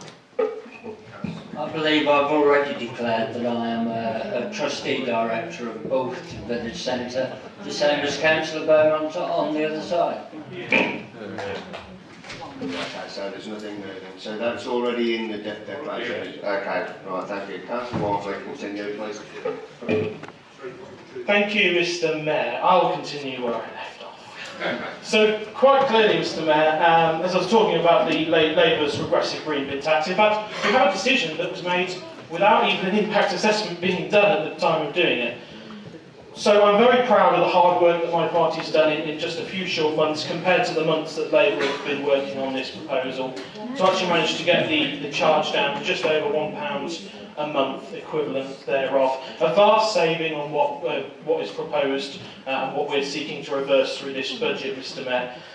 In addition, actually, we continue to argue that this would absolutely, as Councillor Croft has already very well attested to, be completely unnecessary if this council changes position with regards to the new homes bonus, £1.4 million, designed for things just as this. I quoted the section of the new homes bonus set-up document last time that specifically states about bin collections. So the realities are that we can do this perfectly legally, perfectly properly, that actually all virtual neighbourhood authorities do this. Some use 100% of it, we use 0% on protecting our frontline services. That's a decision of this council. Another very sensible suggestion, Mr. Mayor, that I'll come to is actually the decision to, and the proposal to tender out the refuse and street cleaning services. I think actually this makes perfect sense, because at present not only have we got the cost budget pressures, but actually we've got in-year budget pressures as well for agency staff, etc. And I quote from the council document, quote, refuse costs have increased by £307,000 due to additional salary and fuel costs, end quote. Had this service been tendered at the start of the financial year, these additional costs wouldn't have been hit in year, and £307,000 is 60% of the way there to getting the green bin tax to zero. And I think really, Mr. Mayor, cuts to CAB, you know, the things that we can reverse are absolutely excellent in this budget. I urge to support. Councillor Walmsley. Councillor Walmsley, do you wish to say something else? Only that what he said was not true, and he hasn't retracted it. I mean, all right, Councillor Smith has got that, and so has Councillor Beaumont, but he said councillors on that side were involved in the management of community centres, and they clearly are not. Councillors, not councillor, councillors with an S on, plural. Yeah, well, actually, he's right, so did you want to retract that? Mr. Mayor, I stand by my statement and we'll continue the debate. I'm not going to sort of pander to momentum opposite. Mr. Mayor, I really must protest, and I want an apology of him. I'm not a member of Momentum, never have been, and never will be. So I want an apology now, or you can go to standards and give it me there. We'll see you there. No. Councillor Walmsley, your statement was wrong. My statement, Mr. Mayor, I do stand by, and in addition, that Councillor Colby also volunteers with her community centres, the Phoenix centres as well. So that's very on the record, and I'll just stand by my statement. It's actually correct, and it's just a shame that they're trying to pick apart the budget, Mr. Mayor. Thank you. Councillor Doherty, did you want to say something? Hold on one minute. Councillor Doherty. Thank you. I just wanted to stop having a slur. Point of order, Mr. Mayor. Is yours a point of order? No, okay, we won't be hearing it. So. Well, it is a point of order, Mr. Mayor. I've sat here and listened to a slur regarding our residents said by over there that law-abiding people will resort to chucking green waste in hedgerows. We're accusing our law-abiding residents of lying. Yeah, sorry, that's not really, it's not a point of order. No, perhaps shouldn't be saying it, but it's not a point of order. Councillor Hancock, do you want to make a point of order? No, Mr Mayor. What I wanted to do was move standing orders to enable the rest of the business to be conducted. Bearing in mind, Mr Mayor, we also have an item about a local petition. Councillor Wilson, do you want to make a point of order? I was just going to say, now that you've dealt with Councillor Doherty's not in point of order, I was going to second Councillor Hancock's procedural motion. I thought you said to conclude business. Continue to conclude business. So, Councillor Hancock, you want to extend the time to conclude the business, is that right? Move that the standing orders to allow the rest of the business to be conducted tonight. Sorry, I didn't put my speaker on. I moved standing orders so that we can finish off the business that's on the agenda tonight. Okay, so that's got a second. Move to vote on that. All those in favour?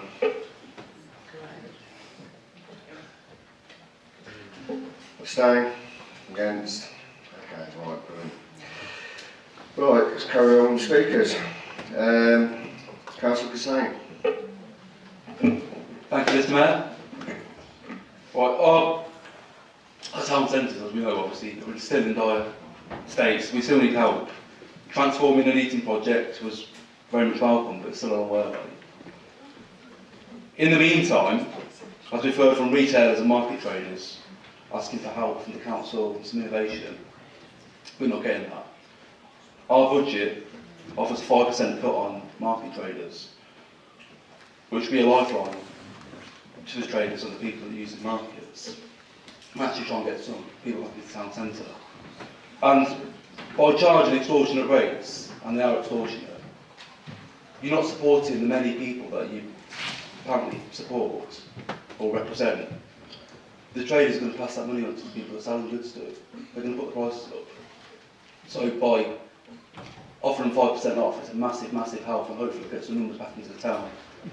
And our parking charges, we sat here in 2016 and warned you against hiking the parking charges again. We've seen £500,000 in 2 years lost in parking revenue. Let's try and do what we can. Let's look at our alternative budget and do what we can to try and encourage people to pay. Your method to try and get some money back, to try and claw some money back from the people of the borough, was to fine motorists who don't pay for parking tickets. Why don't we just encourage them to pay for parking ticket? Offer them at a decent price, £1, 3 hours. And obviously, if people are parking illegally, fine them. But let's do all we can to encourage them to actually spend the money with us in the first place. Our budget offers an alternative to labourers. I will say labourers, not all councillors, as the council put out. £40 green bin charge, or green bin tax. A fee that was quietly introduced, and not many residents know about it, until we've spoke to on social media. Obviously, if it was a Labour agenda, it was good, it would be out and be in touch. But no one's heard of it. Our budget offers a massively reduced fee, 70% less than Labour's widely opposed fee. Everyone I spoke to would be quite happily paid for the £12.50. Unfortunately, we do have to introduce a charge. As Councillor Croft pointed out, we've had years of a mismanaged budget, millions of pounds wasted on vanity projects, poorly managed projects, £500,000 to Poundland, when that money could have gone to support local businesses. So if we wanted to put £500,000 into rent, we could have looked into pop-up shops to support local business owners who don't pay tax, local business owners who sell online and support entrepreneurship and innovation, but we can't do that. This is an opportunity to show residents that we do listen to them, that we're taking their ideas on board and the best interests of our borough. Already, just yesterday I had reports of green waste dumped on public land. I reported it to the council. This, over 2 years, fly tipping cost us £200,000 according to officers. And my figures were probably about 6 months old. So £200,000 and we're still doing nothing to prevent it, or we're not doing enough in certain areas. Every day if you drive down Astley Lane and from Galley Common to Bedworth, you'll see fly tip rubbish everywhere. It's the same across the borough. Yeah, Rabbit Lane, it's everywhere. According to the council officers, approximately, well, every fly tipping case costs around £60 to clean. So let's encourage people to not fly tip, whether it's green waste or household waste. Let's do everything we can. Let's drop the money to £12.50 a year. And rather than adding to that cost, let's vote for a budget that offers to keep a widely used service rather than the barely taken up one. As the leader said earlier in her opening statement, we're in a time of financial hardship, so let's do all we can to help the people of our borough. Tonight in this chamber we do have an opportunity to show people that we are listening, to vote for a budget that not only undoes some of the damage done by Labour over the years, but a budget that aims to support residents, businesses and our town centres. I urge you to vote for the best budget, which is obviously the Conservative budget. We have two more in there. Can't hear it himself. Think of it. Councillor Tromans. Thank you, Mr. Mayor. So it falls on me again for the third year running to combat that bit of that misdirection, that misleading comment that is always made by, well, 3 years ago it was Councillor Harvey, last year it was Councillor Tandy, now it's Councillor Jackson, who seeks to confuse people and the public by conflating the report of the auditors about the very skillful job that officers do in keeping the accounts of this council with the very poor decisions that the council leadership make. The auditors make no comment, fortunately for the Labour group, on how good the decisions are. All they do is say that officers do a good job of keeping track of the disaster that you leave. Right, I'm just going to try and bring this in order because we're going way off here. You're supposed to be talking about your budget. I am. And, no, you're not. Okay, you're not. So just talk about your budget. And let's get through tonight. I know. Talk about your budget and let's get through tonight. Okay. So the background that was set to both budgets was one of austerity. And indeed the council later complained bitterly about this. She talked about stuff which it really isn't in the council's gift to sort out, but then tried to conflate that again with the services that in our budget we are trying to strengthen and support. She talked about universal credit and was clearly so animated about it. It was such an important subject that she will know exactly how many people in this borough were refused any kind of upfront payment or advance so far in 2019. I'm sure she's got that number on the tip of her tongue. Otherwise, all she's doing is just regurgitating the same old Labour lines about it's all the Tories' fault. Councillor Tromans, can you talk about your budget? In this budget, what we are having to address is not a government issue. What we're having to address are local issues on the ground and local financial mismanagement. The second complaint is that the government just don't give them enough money to do all the things that they want to do. Well, actually, if you waste as much money as you guys do, what would be the point in giving you more? So you can waste more. Councillor Tromans,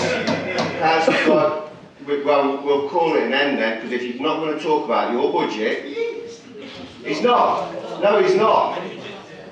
He's not talking about your budget at all. Can you talk about your budget? I am explaining exactly why we are having to do all of the things in our budget that we are. Some of the things in our budget are things we would wish to do in any event. They are sensible, they are cost-saving measures, they're improving efficiency, they are showing that it would be a well-run council, a council that really would stand the test of external scrutiny, that would give people confidence. But actually, what we're faced with is a situation where we're having to do some things we would rather not do. On that, we are all agreed on. The trouble is, as the leader said, it does all at the end of the day boil down to the money. Maybe her group should have thought about that before they wasted 200,000 on the climbing wall. 500,000 on car parks, 500,000 pounds. Again, Councillor Troman, that is not your budget, is it? Well, these are points that need to be made, because I'm afraid... We're never going to get through this. We've got 17 now, 17 speakers, and two that I've already told won't be speaking. I am putting into context the fact that our budget, I'm afraid, has to contain some things we would not always wish to. We would rather not have charged £12.50 the bin. And, well, yeah, and I know other members have talked about the green bin tax that Labour have put on us at length. So I won't go there other than to say something different, and it's this. Several times in this chamber when we've talked about budgets, and in our budget tonight we're only having to charge the £12.50 because of the leader's refusal to entertain using any kind of reserves towards that. A decision which now looks actually, maybe foolish is too strong a word, but it looks very inept, given that the government has been saying some time ago that it is going to require councils to provide food collection, waste collection services, and that we are imminently expecting announcements on mandatory green waste collection and how that additional funding will be provided. So at the backdrop of that, you know, stumbling forward with your ill-thought-out plans, forcing us to come up with a budget to try and square this, is down to the failures of the group opposite. Thank you, Mr. Mayor. Councillor Condon. Can you speak on the Tory budget, please, the Conservative budget? Can I speak on the Labour budget as well, or is this just on the amendment? No, this is just on the amendment. Just to be clear, thank you. I would like to raise an amendment to the Tory amendment, but unfortunately I'm unlikely to be able to, because I do not have, obviously, someone to second, and the mathematics of the chamber aren't right.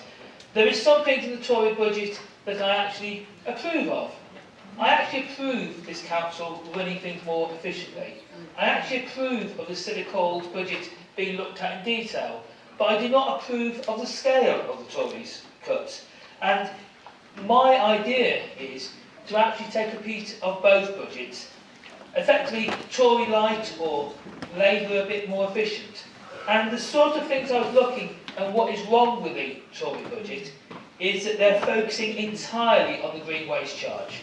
The £12.60 is a marvellous aim, but unfortunately it has consequences across a whole load of cuts which I think are so severe that they would not be acceptable to me. I've had audited by Simone an alternative where I was actually suggesting that we charge £24 for the green waste bin, because that is an affordable amount. It would actually This ain't about your budget, this is about the Conservative budget. I can talk about what is wrong with the Conservative budget by contrasting it to what the difference would be. And the cost of the green waste service is about £20. At prices like Hinkley charge of £24, they get a take-up of about 59%. Clearly, we would have a very, very good take-up at £12.60. The take-up would be about 80 or 90%. This is why we need to discuss, and why the Tories should have called it in, because we need to have discussed what you charge and what income you take. Clearly, the Labour charge is far, far too high. For a small budget, the cost of collecting waste is a lot smaller because you're localised, and therefore something around £20 will get a very good take-up, like the Tories' £12.60, but actually, it would actually get far more income. The other thing that's happening with waste is there is going to be a new waste strategy in England. It has been mentioned about free garden waste collections and free food waste collections. That is why it is the wrong time to contract it out, because a new waste strategy will mean those contracts need renegotiating. And actually I'd far rather us enter a joint waste authority with the other authorities in what you want to. Councillor Concord, please concentrate on the Conservative amendment.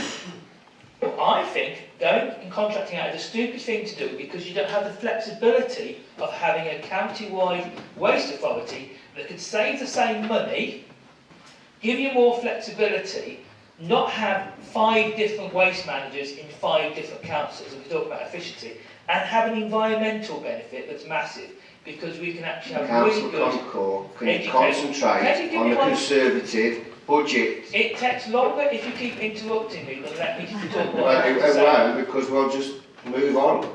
to the next speaker. Are you going to concentrate on the Conservative amendment? Not other councils, the Conservative amendment. On the list of things on the Conservative amendment I like is looking at the cost of your chauffeur. It's £17,000 to drive you around. Most of the councils now actually don't have chauffeurs. Many of them have a travel budget, and unlike the Conservatives, I would leave some of that 17,000 in to actually subsidise some form of travel. But we do need to look, particularly if you're going around various poor areas in a chauffeur-driven car. This is a luxury we cannot afford. I'm very keen to get the City Hall more efficient, but I cannot see how we can cope with £100,000 of cuts in 1 year. A lot of the ideas need looking at. Do we open it the right number of times?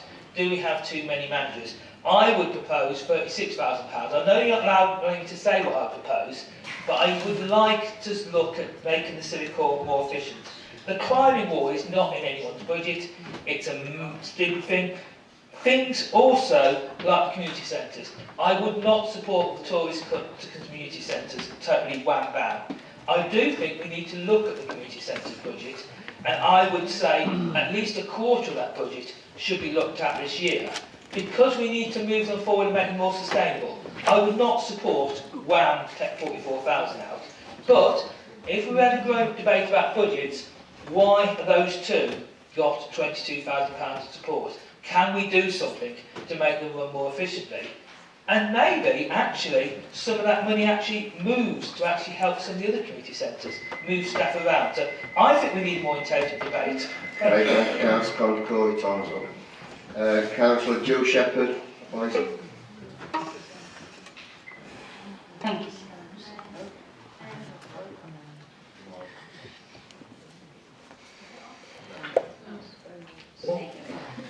Thank you, Mr. Mayor. I can't support this amendment. I will ensure, however, that Councillor Wilson has the updated bin figures, as they seem a bit out of date.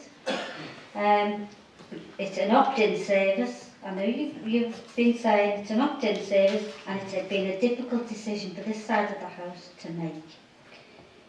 And actually, it was to call in, and you never did that.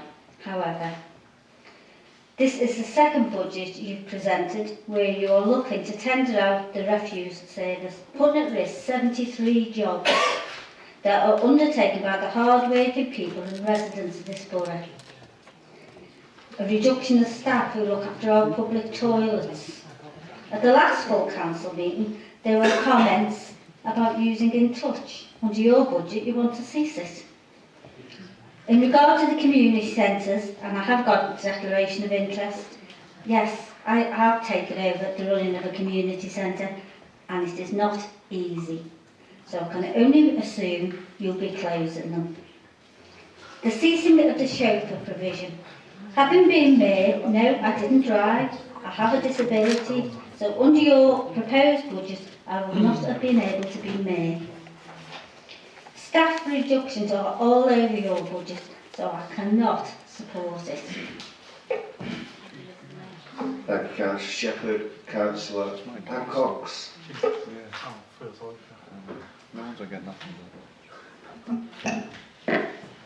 Thank you, Mr. Mayor. And can I thank the leader of the Labour Group and my colleagues for their contributions.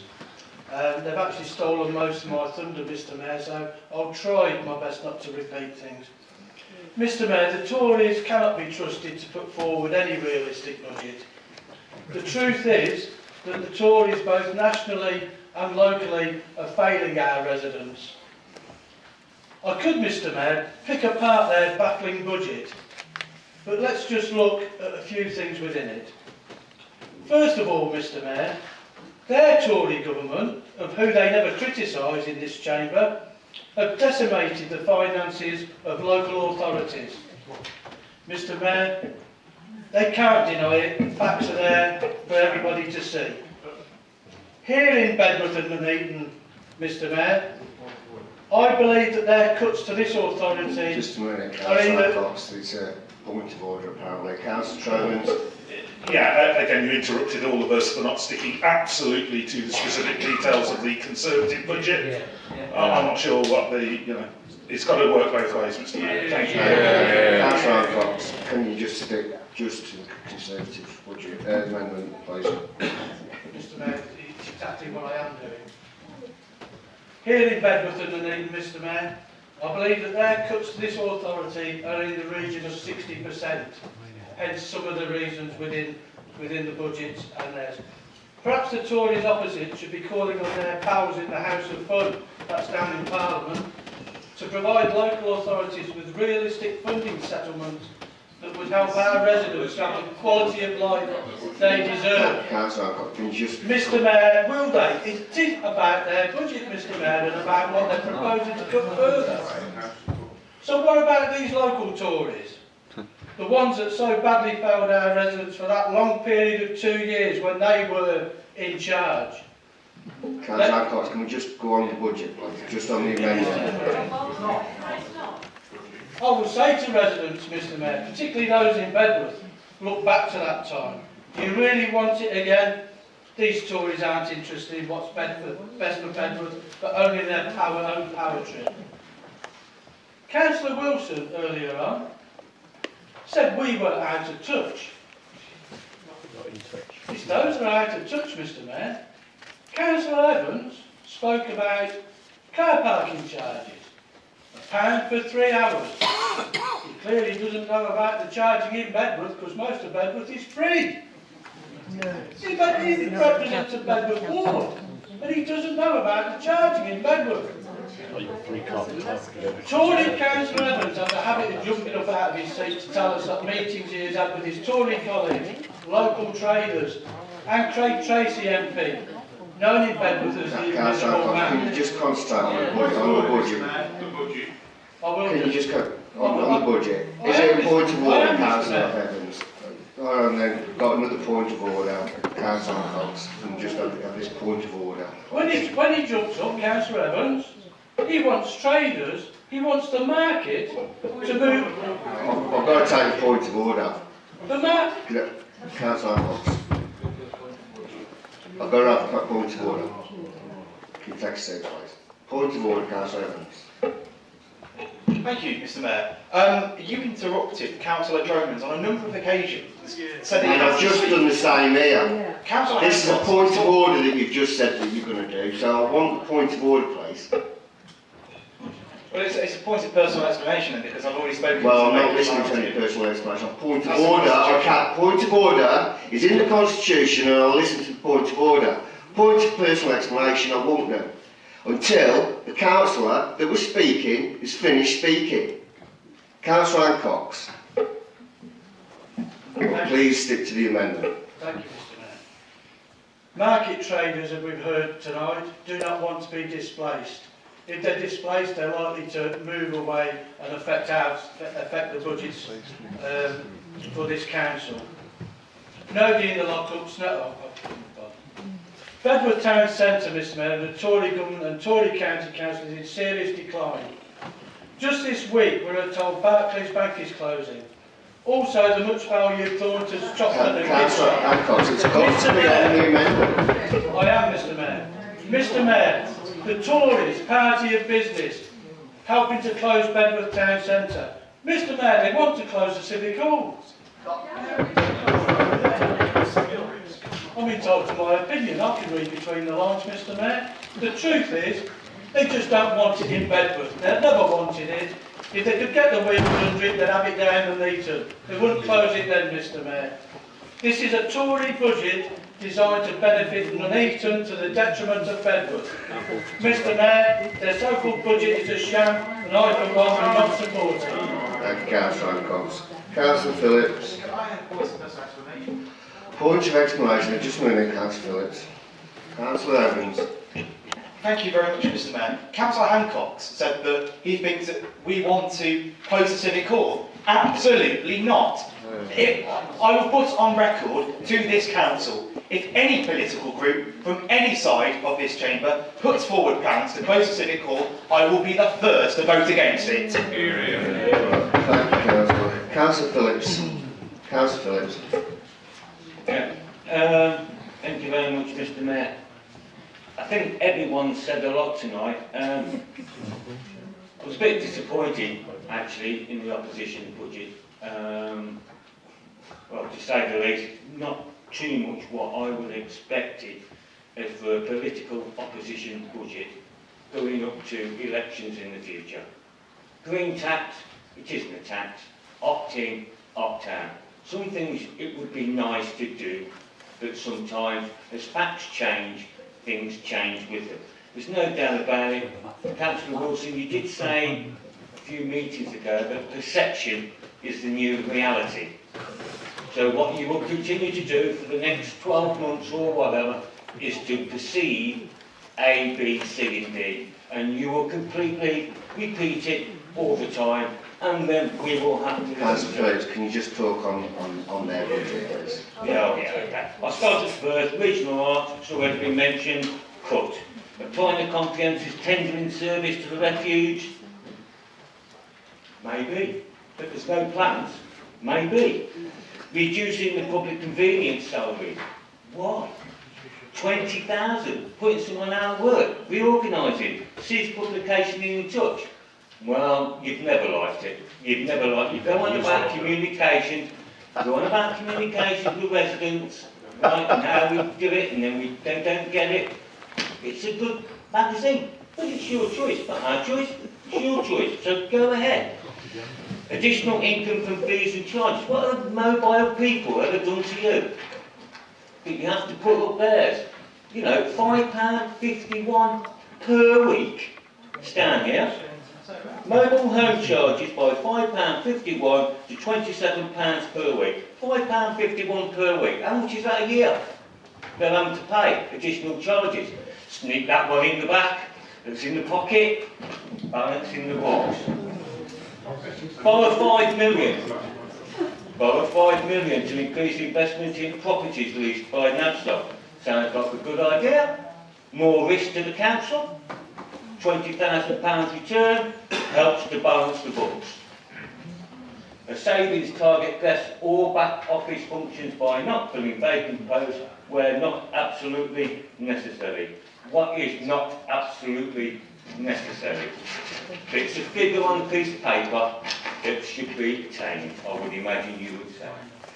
Withdraw from the West Midlands Combined Authority with effect from the 1st of April. Why?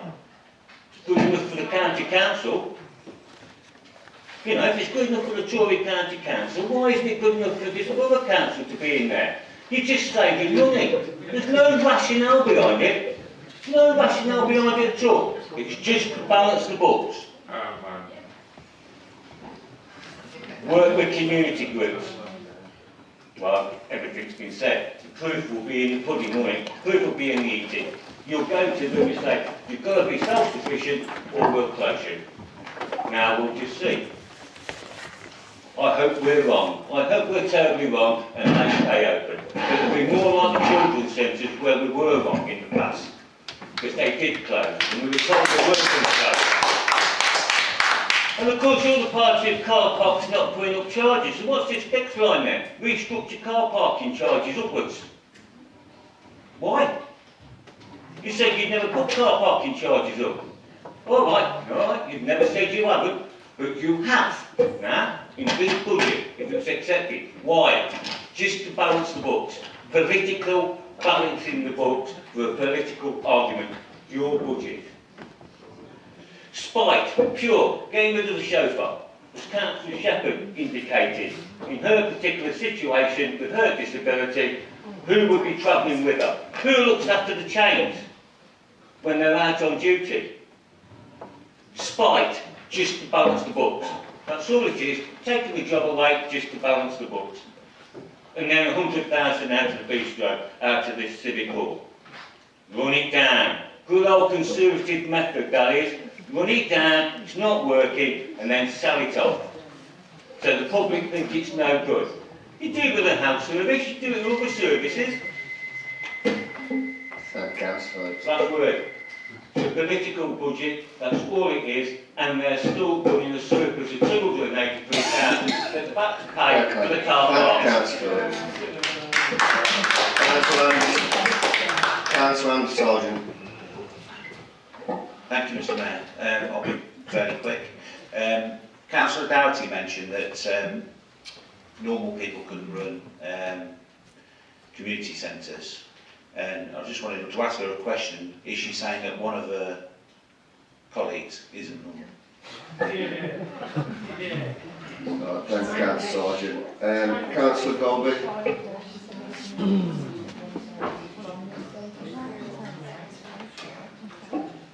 Thank you, Mr. Mayor. Wow, that was a nice little show, wasn't it? So, let's just touch on a few points before I start. So yeah, thanks for pointing out that the Conservatives have only been in charge for 2 years. That's a bit like Liam Byrne leaving a message in the Treasury saying there's no money left. That's golf just on your amendment. It is. So, it's not a them and us budget, as you will have everybody believe. It truly is not a them and us budget. It's not a rich versus poor budget, and it's not a Bedworth versus Nuneaton budget either. We are categorically not looking to close community centres. No. And if you want to know how to run a community centre, there are plenty of people on your side of this chamber that can tell you just how to do it. I find it ironic that you stand up there and you say how wonderful these community centres are that we are planning on closing, which we're not. However, you don't use them for your own Labour group hustings because you come to the one down the end of my street, the Bermuda Phoenix Centre, and those posters are still up, by the way. It's a budget. We've provided a budget for everybody. So it goes from green bins to market traders to town centre shoppers. We've actually listened to what's important to people across the board, not just in certain little demographics that you like to constantly quote, across the board, because we do have a very, very wide variety of people living in the borough. So we've looked at the council finances across the board.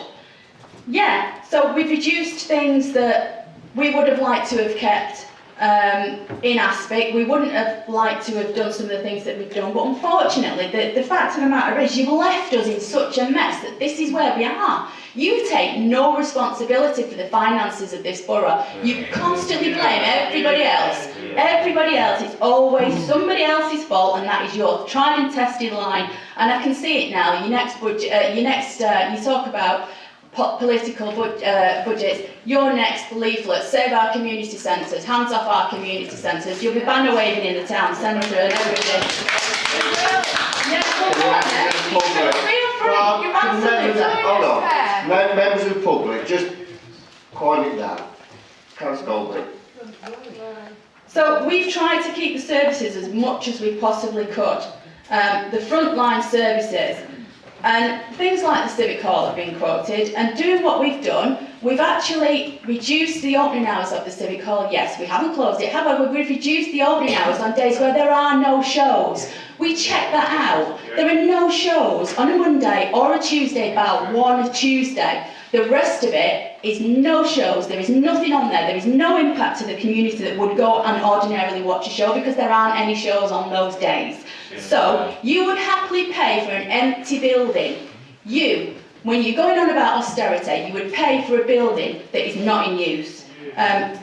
You would do that and you would charge residents £40 for a green bin. So, again, talking about the budgets, we've heard this evening, how is it right that the Labour leadership of this council criticise anyone else? There was a question raised earlier, which I'll pick up on, and the answer was that the Labour group claim being appalled by denial and deflection. It relates to the Civic Hall. So the question was, since 2010, well, since 2010, this Labour group has spent £5 million of taxpayers' money alone on the Civic Hall. Just on your amendment budget tonight. It is. So we've had to take steps to reduce that. We've had to take steps to try and claw some of that back. So you want to know about food banks? Well, you've spent £5 million on the Civic Hall. Please don't be so hypocritical. We've taken positive steps. We have to take these steps. In our budget, as a council, we actually do have the means to make small changes across a wide area which will positively affect more people than they negatively affect. So, the many, not the few. Lots of work has gone into identifying savings across the board in order to reverse the Labour green bin tax and to reduce the services cut to the CAB. We feel it's unfair that our residents are being faced with a £40 green bin tax, and pretty much everybody else we speak to feels it's unfair as well. Also, you're trying to make £14,000 extra in revenue from finding people. That's it, the time's up. Was that not 4 minutes? The time's up. Well, they can't find it if they can't park because there's travellers on the car parks.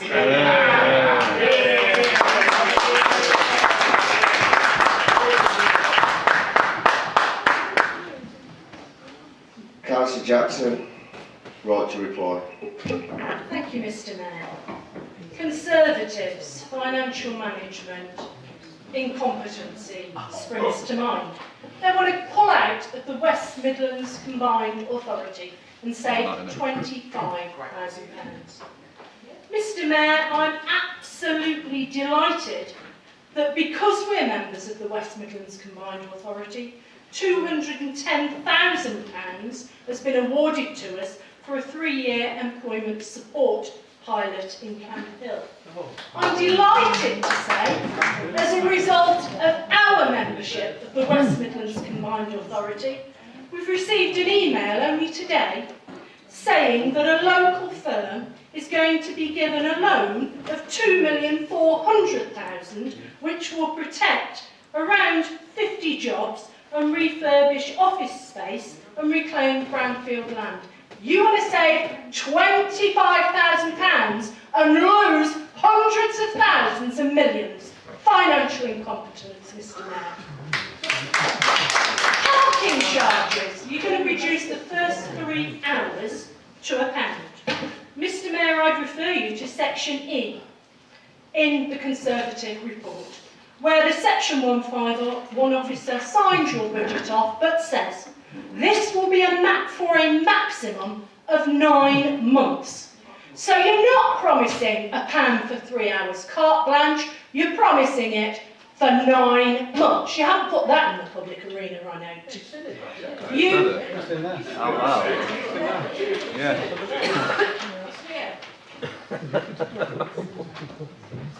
Right. Could people just show a bit of respect for the councillor that's speaking? It's just ridiculous, this is. Councillor Jackson, can you finish off, please? Thank you, Mr. Mayor. There's been talk about lots of monies for transforming Nuneaton and for local government, mortgages from the opposition. They are aspirations. They're not financially competent. They're not spelled out in this budget. They're just, oh, we're going to try and do this. We could try and do everything, Mr. Mayor. We could try and invest £100 million in our town centres as an aspiration, but we're being realistic. Members opposite have said cuts are excellent in the Conservative budget and it's not a government issue. Well, you need to get real. Take responsibility for Theresa May's government, who has hammered local people in our areas. Mr. Mayor, I go on and say, I said at the last Cabinet meeting that I thought Conservatives had failed to call in the green bin charge because secretly I wondered if they actually agreed with it. Well, tonight we know they do. They may have reduced the charge, but the truth is you're still charging for it. Mr. Mayor, further financial incompetence has been talked about tonight. They've complained at the rental agreement we have with Poundland. Well, obviously, Mr. Mayor, the Conservatives would sooner that shop was empty and we receive no business rates. That's financial lunacy. Mr. Mayor, new homes bonus. It is not a guaranteed income source, and we are using it to invest in one-off capital projects predominantly. We have used some of it to support the revenue support grant over time. Mr. Mayor, another councillor opposite said the changes to the Civic Hall did not affect frontline services. Well, they do. It's going to be shut on a Monday and Tuesday. And actually, £14,000 worth of income is lost as a direct result of that. And Councillor Evans, I'd have to agree with Councillor Hancock in regard to parking charges in Bedworth. I know very few people who ever pay to park in Bedworth, and if you'd like me to show you the car parks that are available free of charge to the residents of Bedworth, I'm more than happy to show you around them. Mr. Mayor, can you stop shouting out? What is this about? Stop shouting out. Councillor Jackson, can you finish off, please? Thank you, Mr. Mayor, and I'm going to finish with the utter hypocrisy of statements saying you are going to protect the poorest in your budget.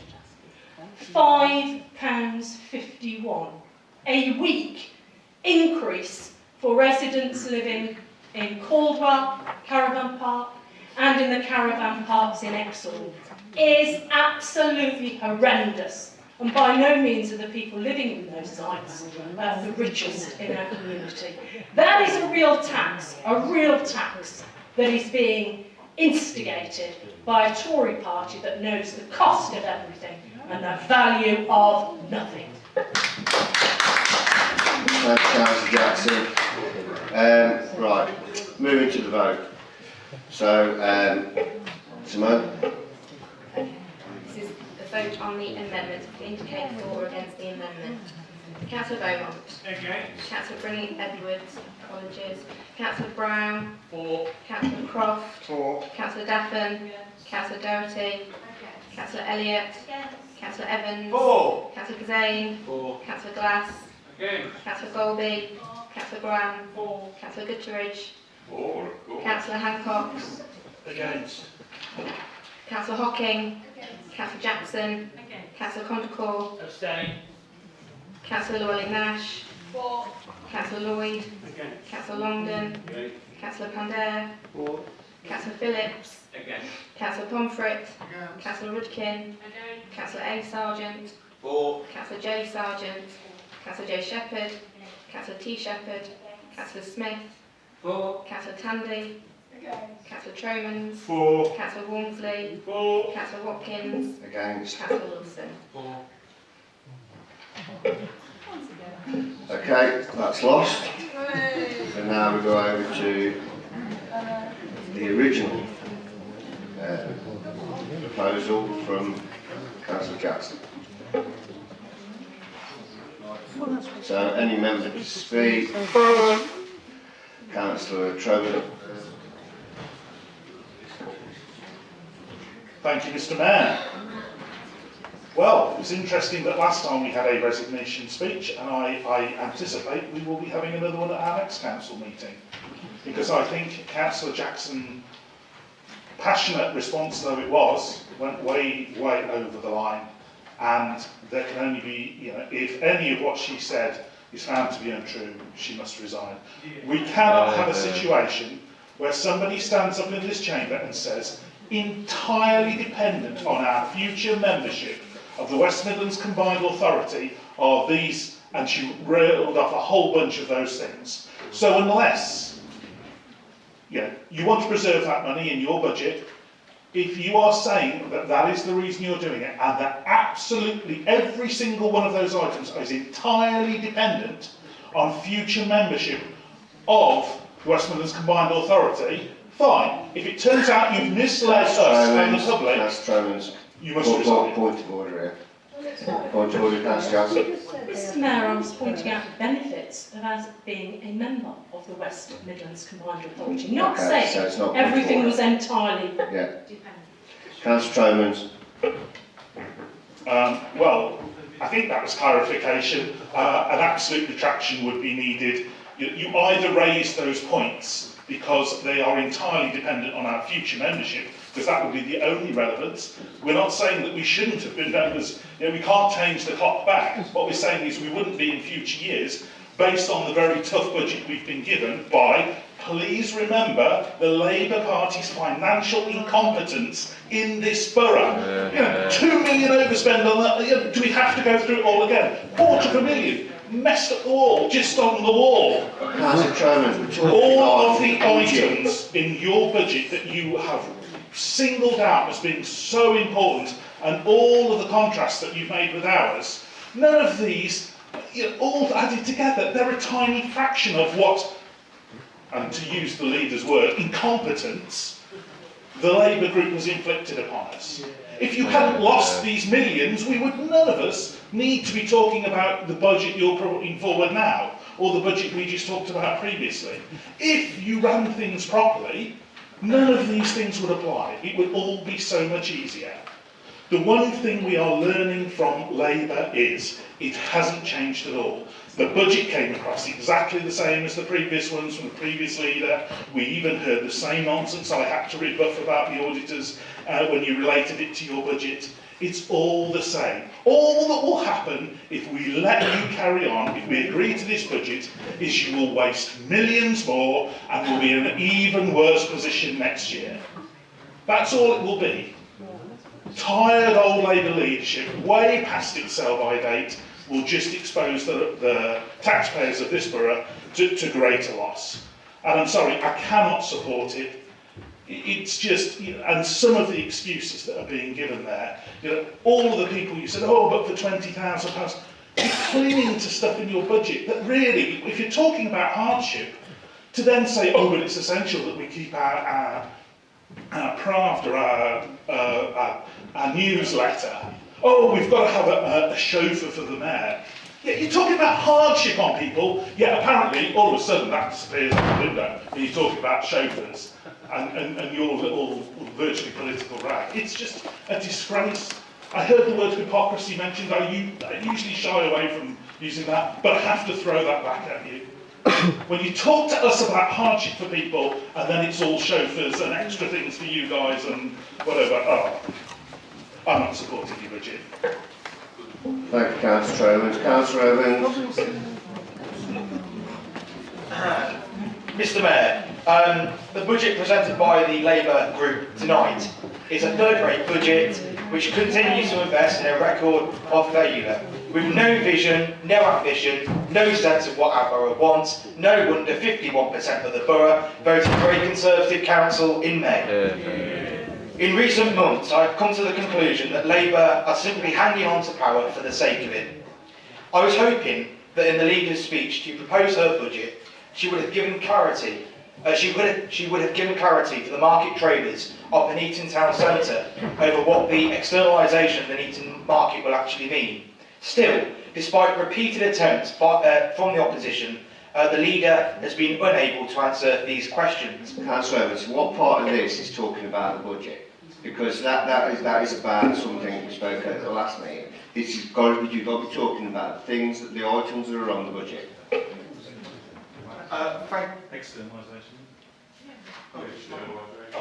Mr Mayor, externalisation of markets is in Labour's budget. I believe they're forecasting a saving of £18,000. Could be wrong with the exact figure, but it is in their budget to externalise the Nuneaton market.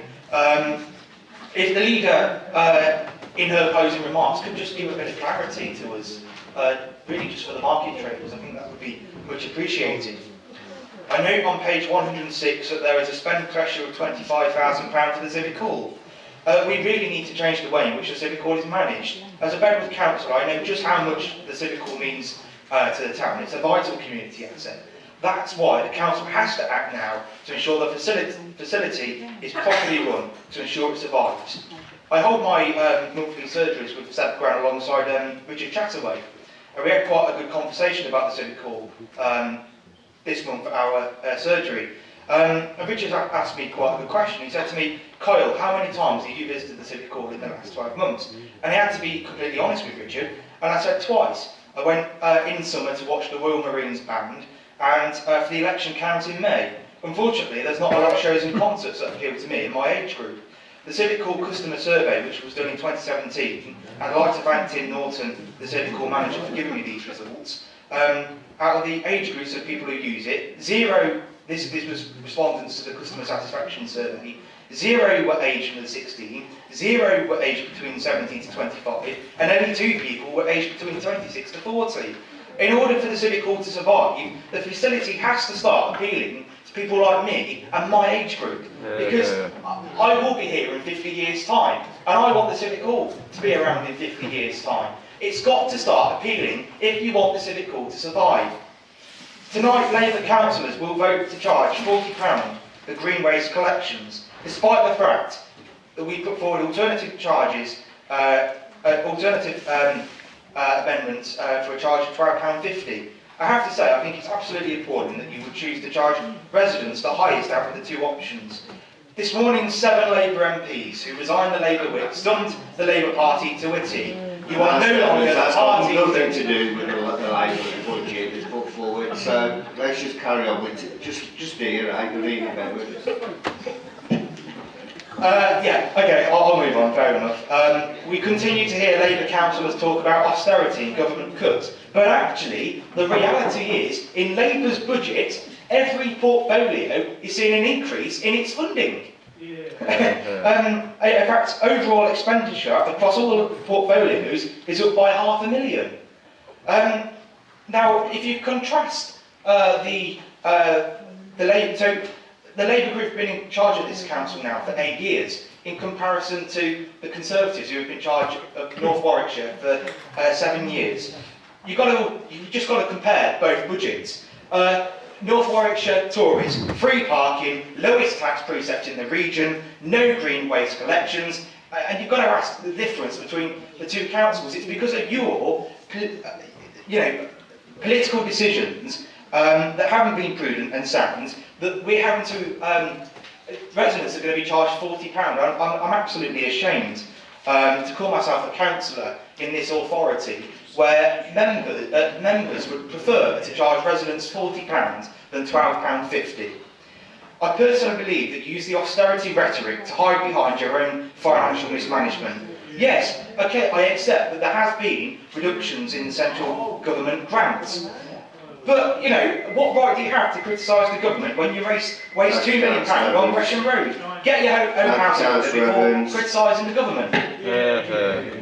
Councillor Walmsley.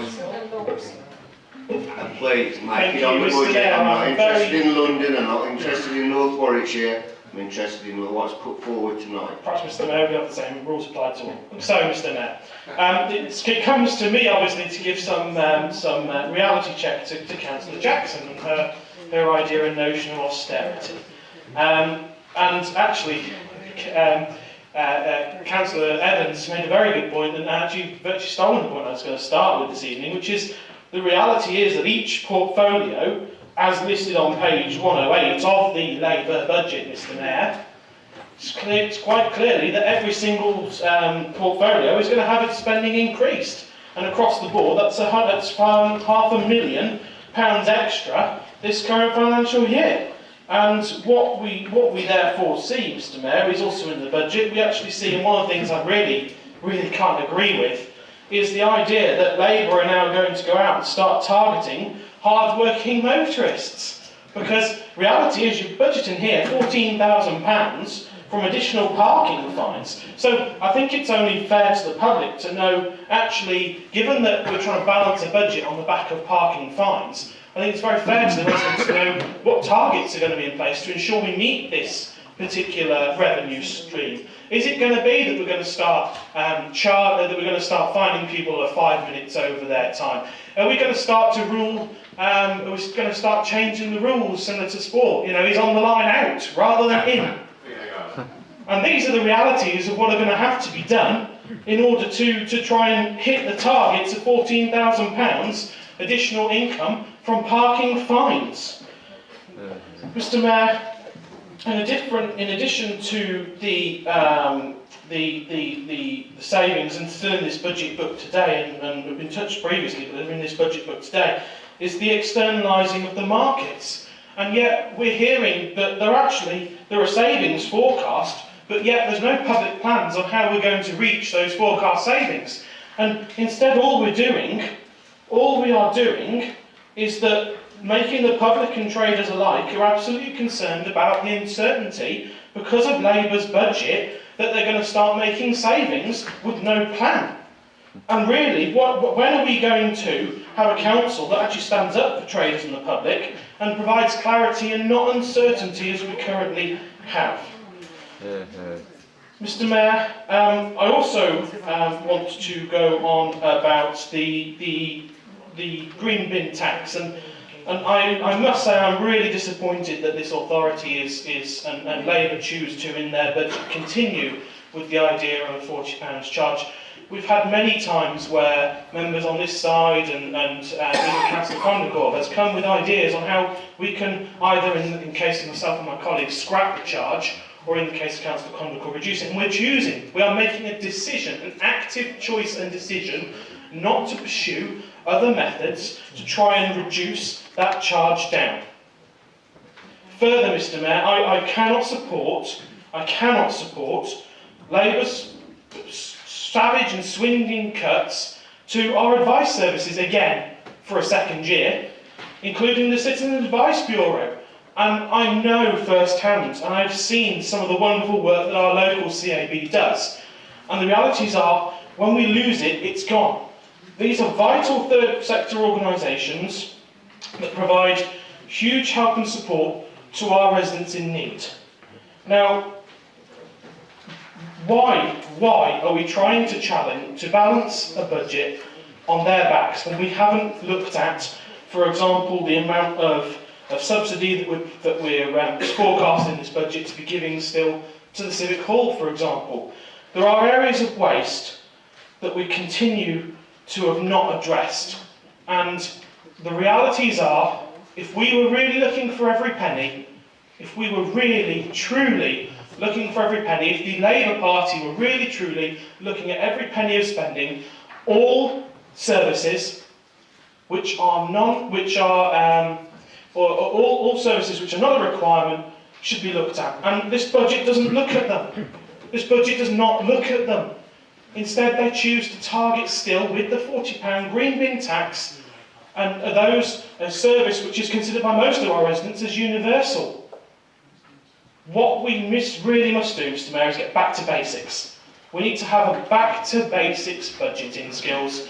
And the realities are, when spending is going up in every single department, we should be looking elsewhere rather than the backs of essential, central and universal services. Councillor Walmsley. Councillor Cole. Thank you very much, Mr. Mayor. I'm not sure about the even Councillor Condacor comment.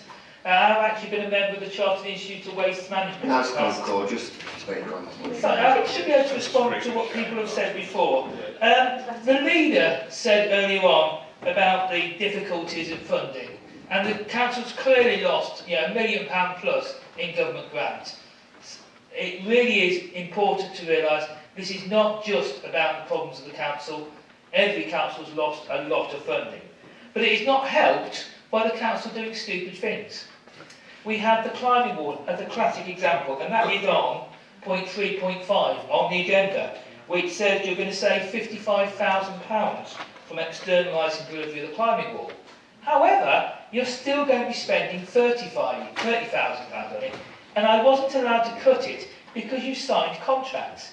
We're spending money on things we cannot get out of. And my question, which unfortunately the Mayor didn't have time for me to ask this year, was how much did it cost per climb? Last year we worked out that every child going to a wall cost £40 per climb. I'd like to know what the cost is this year. Maybe it's only £20 per climb, but it's still horrendously expensive. Turning over the page, we have bits about houses and the new homes bonus. We have new homes bonus for building 500 new homes last year, but we then lost new homes bonus for having 100 empty homes. Basically, you get a new homes bonus paid for how many more homes have actually got people in. If you have more empty homes, it's negated off the number of homes you build. We had a brilliant new homes, empty homes policy. It's not got any staff behind it. By having empty homes, we are losing 100 council tax worth of new homes bonus because we've got homes that are empty. My wife was going to ask about the new flats that are empty in Attleborough. We said, nice road now sell flats, we should be earning money to the general fund. But they're sitting there empty. There's only the two end ones with anyone in it. And looking at the assumptions on your budget, we see they're assuming you're going to build 624 homes, new homes in the borough.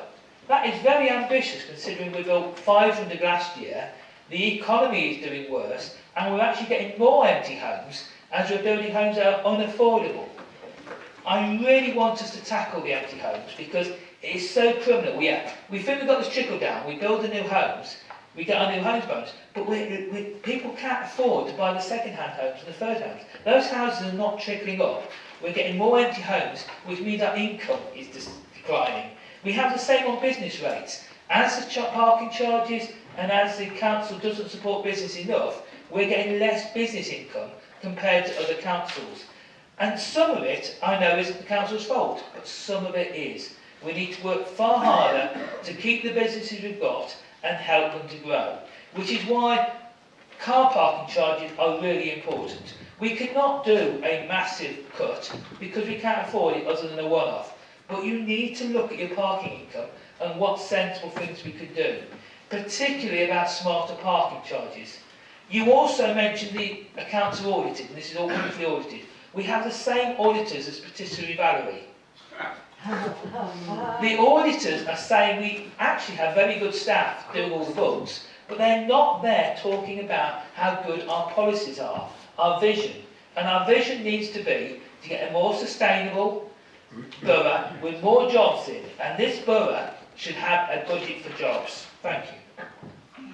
Thank you, Councillor Concord. Councillor Goldberg.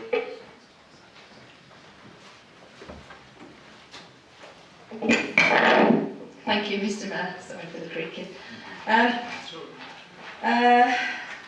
think I kind of mentioned the increase in parking fees. I mean, I think it's offensive that actually you've included 14 grand. You've actually budgeted £14,000 from parking enforcement revenue. And like I said, you've relied on generating income by fining residents in car parks, and we've had a summer of travellers taking over car parks. I mean, it is offensive to do that. I mean, it's ridiculous. It really is.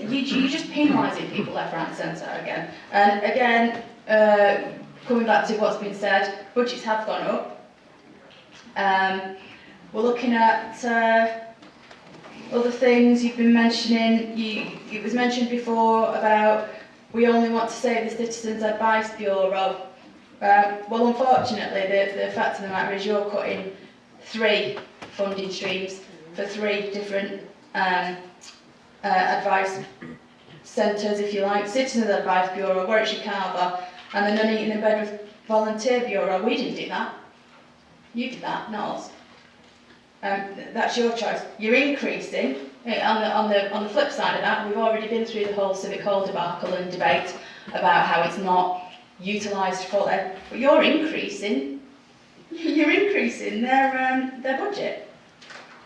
I mean, and the fees. Yeah. So you just, how do you work this out? Seriously, I don't understand. You are putting money into a failing business, yet taking money out of services that actually help residents that are on their uppers. You did it last year, and we couldn't do anything about it then, and you're doing it now. But wait, some people from Coventry might be able to come and watch Jimmy Carr one night in the Civic Hall, funded by Nuneaton and Bedworth taxpayers. Because there's no check on the door of whether those people coming in to the Civic Hall are actually Nuneaton and Bedworth residents. So to say it's just for the benefit of Nuneaton and Bedworth is wrong, because it isn't. You've also put in spend pressures of a reduction of income from car parks, yet more losses from car parks. Again, on you. You were advised way back when not to mess with the car park charges. You had people in from the road walk to say don't mess with the car park charges. They were ignored, and now we're here. We are where we are. Yes, we've changed car park charges because in our budget we propose a change because it actually is more in line with how people use them. It's not just an arbitrary, let's stick it up 50p here and 20p there. It was actually some thought went into it, and modelling. The bistro at the Civic Hall, £25,000 spend pressure. Again, the Civic Hall, if you are having to fund cups of tea and sausage rolls to the tune of £25,000, and then you bleat about people having to go to food banks, well, isn't your priorities a little bit wrong there? And I revert back to the fact that you've spent £5 million of taxpayers' money, and I had that confirmed by the finance officers today, since 2010, £5 million has gone into the Civic Hall from this borough. Massive, massive money pit. Just because you don't want to actually do anything about that, but we have to hear repeatedly about austerity. Well, you know what? It's not been very austere for the Civic Hall now, has it? No, it hasn't. We've had other comments mentioned about the way the other budgets have come out. We've worked with exactly the same officers as you. We've had exactly the same financial information as you. We've had responses from people, and I think we will be taking up an issue with the head of paid service later about a comment that was made earlier about officers passing information back, because our budget discussions are supposed to be confidential, as are yours. So we will be having that discussion with the head of paid service. So whoever it was that was talking to you, Councillor Longden, you've just really done a number on him and dropped him in it. Well done. Again, I mean, I look at this and it's just sad. You talk about our budget being political. Your budget is just sad. There's no ambition there. There's no drive to actually make a change. There's no drive to make it any better. You just want to tread water and then blame the government for absolutely everything. And it's your hand on the chequebook. Regardless of what money is coming in, you work with it, you deal with it. You don't pay £5 million into a black hole and then moan about not having any money. Councillor Longden. Thank you, Mr. I don't remember saying anything about officers or talking to them or giving me information on their budget. So, Councillor Golby, please enlighten me. So I can't remember. It must be the age, I suppose. Councillor Golby, do you want to? I apologise, it might have actually been Councillor Lloyd, but we'll check the video and we'll verify that before we speak to the head of paid service. Mr. Mayor, I can verify it was me. Thank you very much. Then my comments made to Councillor Longden actually refer to you then. Thank you. Councillor Croft. Thank you, Mr. Mayor. I'm going to talk more briefly because it's already been covered very well by Councillor Evans and Councillor Golby and others, and I spoke about some of it earlier. But I had one critique of the budget, and the way I see it is that a budget is not just a list of income and outgoings, it's a policy statement and it's a marker of priorities. And I've been pretty surprised since I've sat on this council just how little actual policy has been put forward and debated by the controlling group. They've had, I think it's 43 years, if I'm correct me wrong, in office, and they've still got your casting vote, sir, to force through their plans. But what plans are there? What is the result of all this work and effort, and what great ideas are contained within the Labour budget? Well, as far as I can see, we've got the regressive tax on green bins, which hits the poorest, and prices those on low and fixed incomes out of their service. We've got a crackdown on motorists by desperately trying to claw in about £14,000 in parking tickets. We've got cuts to the third sector. We've got a very vague promise of privatising, I mean externalising, the market with no details, no business plan, no real costings, only the really vague hope of savings. And Mr. Mayor, that seems to be it, so far as I can see. There's no policy, there's no idea, there's no ambition for the borough. It's just a tedious slog through the process. You've got to put a budget together because you have to. What is the point of trying to get yourself elected to a council and then elected into a leadership position just to go through the motions? And Mr. Mayor, it doesn't have to be like this. We've already talked this evening about we've got a better budget which can show a brighter future, and hopefully in about 15 months' time we can start to put our plans into action because they don't seem to be plans. So we are going to reject this Labour budget, and we're going to do it by sending a message to the people in the Neath and Bedworth, to every local business owner and market trader struggling with declining footfall and high charges, to every family on a low and fixed income who are going to struggle under the green bin tax, to everyone who's worried about finding a job or keeping a job because of the state of the town centres or the local economy, to everyone, to all the young people who want to own their own home but they can't feel they can afford to live in the borough, to the vulnerable people who are going to lose out through the cuts to the third sector, and to every household who has to manage its own budget and is pretty outraged by the financial mismanagement of this council. Our message to them is, it won't be like this forever, stay strong, help is on its way. Councillor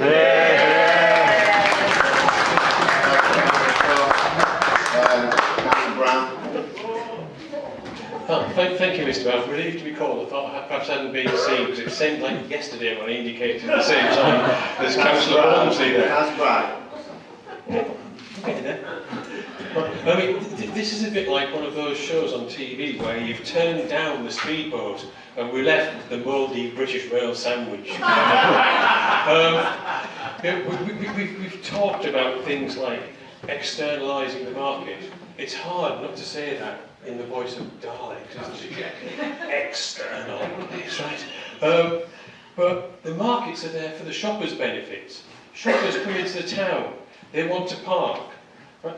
And they can't do it. Now you're going to try and fine them more money, having put up the car parking charges.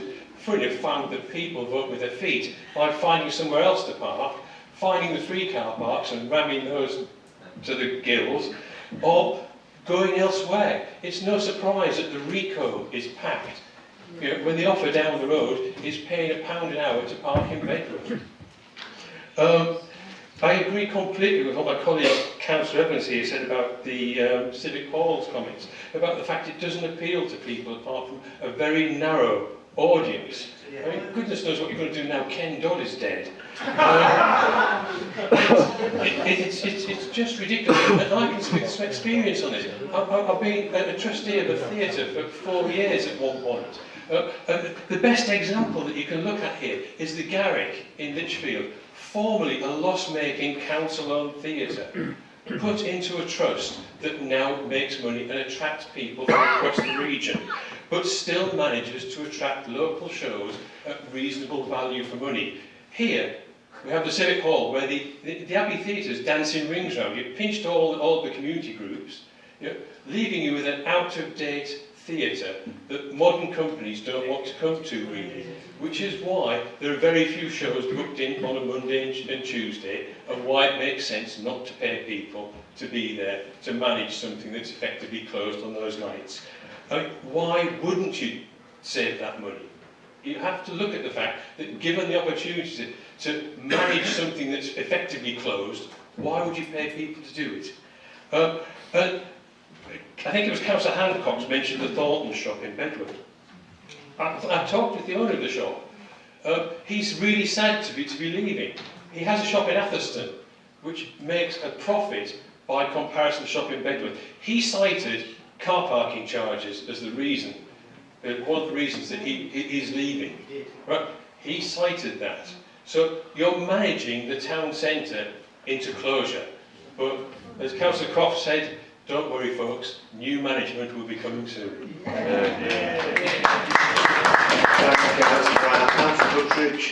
Just ask how many more people have got to speak. Thank you, Mr. Mayor. No. Well, where do we start tonight? Savings in the corporate buildings, Town Hall and Gresham Road, 2 million over budget. Shocking.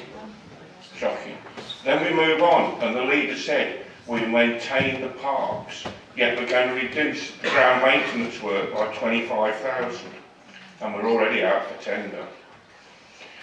Then we come down to the green bins. Well, shocking. But then, hey-ho, we're not going to worry about fly tipping, because we're going to reduce street cleansing services by 2 posts. Where else can I go? Not yet. We've got the next thing to sort out, the borough plan. We're going to freeze 1 vacant post in the planning policy team when we're going through numerous developments and planning applications. I can't vote for this. I just can't. Thank you. Councillor Goodrich. Councillor Lloyd. Thank you, Mr. Mayor. Mr. Mayor, I am going to vote for this, obviously. It's our budget. The budget's been out there now for a number of months. We did agree some time ago that we would show our budgets up front so everybody could see it, so a debate like this could take place. The Conservatives have showed us their budget, and just to clear up one thing, our budget will address 25k that's spent pressuring the Civic Hall, not close it. We will continue to support the community centres, not close them after 3 months if they don't get anybody to run them. Our budget will not give false impression on car parking charges. We will not drop car parking charges just for 9 months and give people a false impression. I'm not in to fake news and spin that comes from across the way there. And just to put the record straight, Councillor Golby was speaking as I left, and I can assure Councillor Golby, they didn't give me anything about your budget. What I did, I took your budget once it was published and said, how would this, can you give me the information, some information on how this Conservative budget may affect what is happening at the Civic Hall and the other leisure areas, the museum, etc., etc. And it's that we discussed, not your budget prior it being put out. So that's just clarification. I shall be supporting our budget. Our budget is out there in the limelight. It's been there now nearly 3 months, most of it now. As I say, September we put the major part through, a hard decision I know, but we put the hard part through 3 months, and that was the green bins.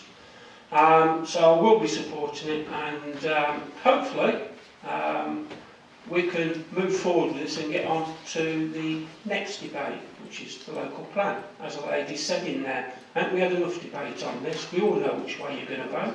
We all know which way we're going to vote. So let's just get on to it. Councillor Jackson, right to reply. Thank you, Mr. Mayor, and I do hope I can actually reply without being constantly interrupted, which happened last time. Mr. Mayor, many of the things that Councillor Gutteridge has spoken about actually were included in the Conservative proposals before us tonight. Things like the reductions in the planning policy team, etc., were all included in your actual budget earlier. We have not increased parking charges, as has been said tonight. And I would repeat that you don't actually need to pay to park in Bedworth unless you stay over 3 hours. And my offer again to any Bedworth councillors who are unsure where you can park. We are improving Bedworth Market. There's clearly in the capital programme monies to do that. Some charges, some increases in portfolios are inevitable. We had an item on the agenda referring to the wage agreements, and there are spend pressures, and they're all clearly within the budget proposals tonight. And Mr. Mayor, I have to say, I had the fantastic opportunity of visiting the Civic Hall during December. I went to see a pantomime there. It was full of people of all ages, not just older people, very young people, babes in arms, younger people, etc. And I've also seen school performances, etc. So I think there are things at the Civic Hall for younger people. The proposals on the externalisation of the market, I believe, are also included in the Conservative budget. But I want to clarify what I said on the West Midlands Combined Authority. And now, without being interrupted, perhaps I can do so. We pay £25,000 a year to be a member of that. We have already, within our borough, had a grant for £210,000 for a 3-year employment support pilot in Camp Hill. We are possibly going to benefit from the rollout of 5G. And we have recently submitted a bid for almost £1 million to support the Abbey Street regeneration project. As well, Mr. Mayor, we were assured a report will be going seeking an approval for a multi-million-pound loan to a company within our borough, something in the region of just over £2 million. Mr. Mayor, I think there's significant reasons for why we would want to be in there fighting for the people of this borough. We are also, Mr. Mayor, within our budget, doing real investment in NAPSAL properties and commercial properties because we know that that actually will lead to increased income for us going forwards year on year. Mr. Mayor, this is a sustainable budget. Labour is not coming here with a short-term political fix. Labour is actually working on behalf of hard-working, ordinary people who deserve us to protect the public purse and make sure it is as effective and efficient as our auditors say, contrary to other fake news that has been detailed before Council this evening. Mr Mayor, I urge all councillors to support the Labour budget. Okay, thank you, Councillor Jackson. Right, so we're going to move to the vote then, and by law we are required to have a recorded vote. Simone? This is the vote on the substantive motion then. Please indicate for or against. Councillor Beaumont. For. Councillor Brenny Edwards, apologies. Councillor Brown. Against. Councillor Croft. Against. Councillor Daffin. Councillor Doherty. Councillor Elliott. Councillor Evans. Against. Councillor Kazane. Against. Councillor Glass. For. Councillor Golby. Councillor Graham. Councillor Goodrich. Councillor Hancock. For. Councillor Hocking. Councillor Jackson. Councillor Condacor. Against. Councillor Llewellyn Nash. Against. Councillor Lloyd. For. Councillor Longden. For. Councillor Pandare. Against. Councillor Phillips. For. Councillor Pomfret. For. Councillor Rudkin. Councillor A. Sargent. Against. Councillor J. Sargent. Councillor J. Shepherd. Councillor T. Shepherd. Councillor Smith. Against. Councillor Tandy. For. Councillor Tromans. Against. Councillor Walmsley. Against. Councillor Watkins. For. Councillor Wilson. Against. Okay then, so that's carried. What's the result? 16, 17. Okay, moving on with work the business. Right, Treasury Management Strategy and Budgetary Framework 2019-20.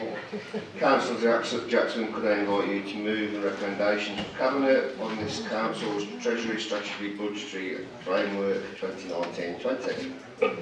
Thank you, Mr Mayor. This was subject to some discussion at Cabinet. I believe there wasn't undue concern about it, and I would trust that we could adopt it unanimously. Thank you, Mr Mayor. Thank you, Councillor Jackson. Does that get a seconder? Seconded, Mr Mayor. Thank you, Councillor Lloyd. Right, does any member wish to speak? No, okay then, we're required by law to have a recorded vote. Simone, Councillor Beaumont. For.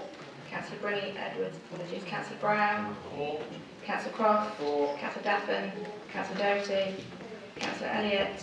Councillor Evans. For. Councillor Kazane. For. Councillor Glass. For. Councillor Golby. Councillor Graham. Councillor Goodrich. Councillor Hancock. For. Councillor Hocking. Councillor Jackson. Councillor Condacor. For. Councillor Llewellyn Nash. Councillor Lloyd. Councillor Longden. Councillor Pandare. Councillor Phillips. Councillor Pomfret. Councillor Rudkin. Councillor A. Sargent. Councillor J. Sargent. Councillor J. Shepherd. Councillor T. Shepherd. Councillor Smith. Councillor Tandy. Councillor Tromans. Councillor Walmsley. Councillor Watkins. For. Councillor Wilson. Okay, that's unanimous. Brilliant. Moving on, Council Tax 2019-2020. Councillor Jackson, do you wish to move a motion set out in the addendum to take the account of the council budget requirements? Mr Mayor, I move this, and in doing so it is just an adding up exercise. In actual fact, it is absolutely essential we do set the council tax, and I second. Thank you, Councillor Jackson. Is there a seconder? I'll second that, Mr Mayor. Thank you, Councillor Lloyd. Is there any councillor who wishes to speak on this? No? Okay. And again, we've requested by law, so over to you, Simone. Councillor Beaumont. For. Councillor Brenny Edwards, apologies. Councillor Brown. For. Councillor Croft. For. Councillor Daffin. Councillor Doherty. Councillor Elliott. Councillor Evans. For. Councillor Kazane. For. Councillor Glass. For. Councillor Golby. Councillor Graham. Councillor Goodrich. Councillor Hancock. For. Councillor Hocking. Councillor Jackson. Councillor Condacor. Councillor Llewellyn Nash. Councillor Lloyd, Councillor Longdon, Councillor Pandair, Councillor Phillips, Councillor Pomfret, Councillor Woodkin, Councillor A. Sargent, Councillor J. Sargent, Councillor J. Shepherd, Councillor T. Shepherd, Councillor Smith, Councillor Tandy, Councillor Tromans, Councillor Walmsley, Councillor Watkins, Councillor Wilson. Okay, that's carried in. Okay, on to number 14 now, Borough Plan. As a petition organiser, can I invite Lord Chepstow to address the meeting for... You may, Mr Mayor, you may. Can I get a microphone? Yeah, I'll just carry on reading. To address for 3 minutes the subject of the petition.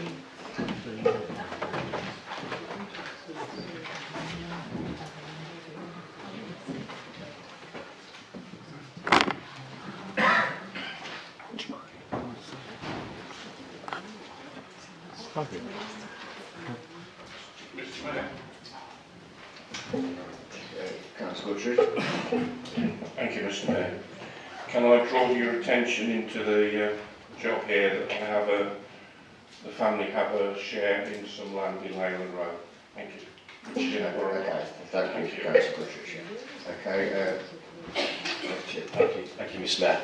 This evening I'm standing before this full council meeting to urge members of all political parties to take strong and affirmative action as has been outlined in the petition. In total, 6,613 people signed this petition, and even after it had been submitted, more people continued to come forward asking if they could sign. Residents from across the borough have put aside their own political viewpoints to unite behind residents' action and this petition. We would like you all to consider why residents have signed this petition and to share with you the concerns, worries and very real issues which residents have over the borough plan in its current state.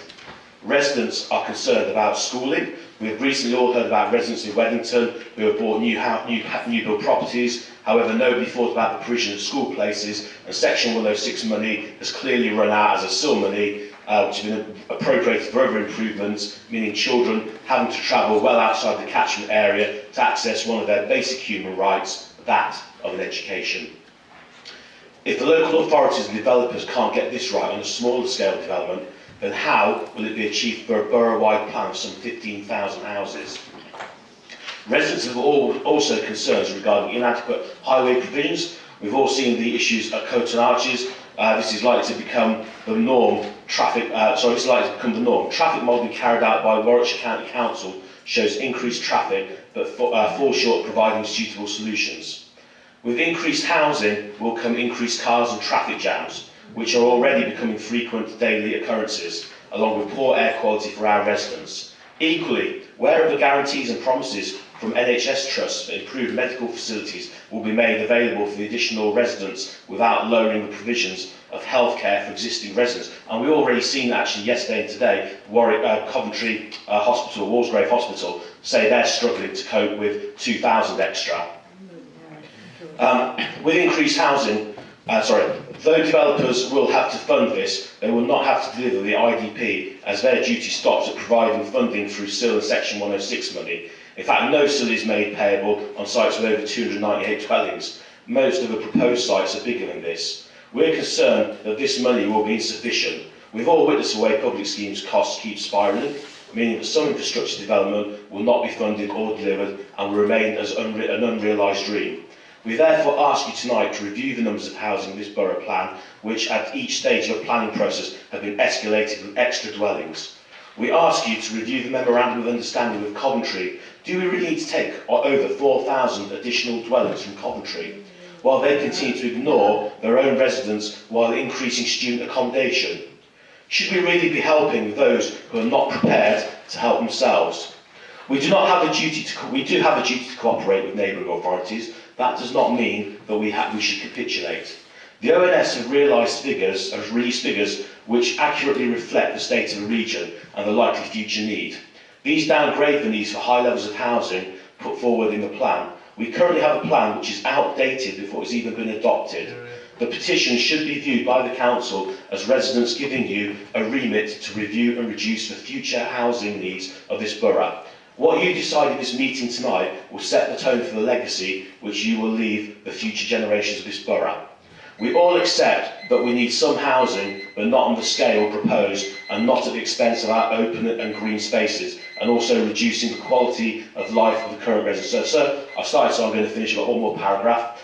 I therefore humbly and on behalf of all our signatories urge members of all political parties to listen and action the concerns of the residents who have entrusted you with the guardianship of our communities. You are the planning authority, and the buck ultimately stops with you. I do not want the sitting council to go down in local history as the ones who gave away the keys to the borough of Nuneaton and Bedworth on their watch. Thank you.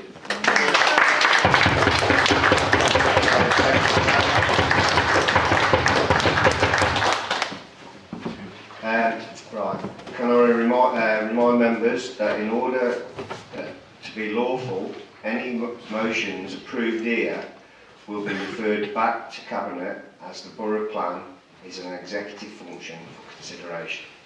Councillor Wilson. Thank you, Mr. Mayor. I believe before we can debate something, we actually have to have a motion on the table. So I would like to move the following recommendation. That this council recognises the strong feelings and concerns of residents of Nuneaton and Bedworth following the recent petition, and resolves to A. Request that the Cabinet begin an immediate review of the Borough Plan upon its adoption and use the latest government housing figures as per the Planning for the Right Homes in the Right Places consultation to revise down the current housing target, and B. Request the Leader of the Council to begin the process of renegotiating a lower number of houses on the Memorandum of Understanding to reduce the Coventry overspill. In moving this, Mr. Mayor, I am extremely conscious of the feelings of residents from across the borough.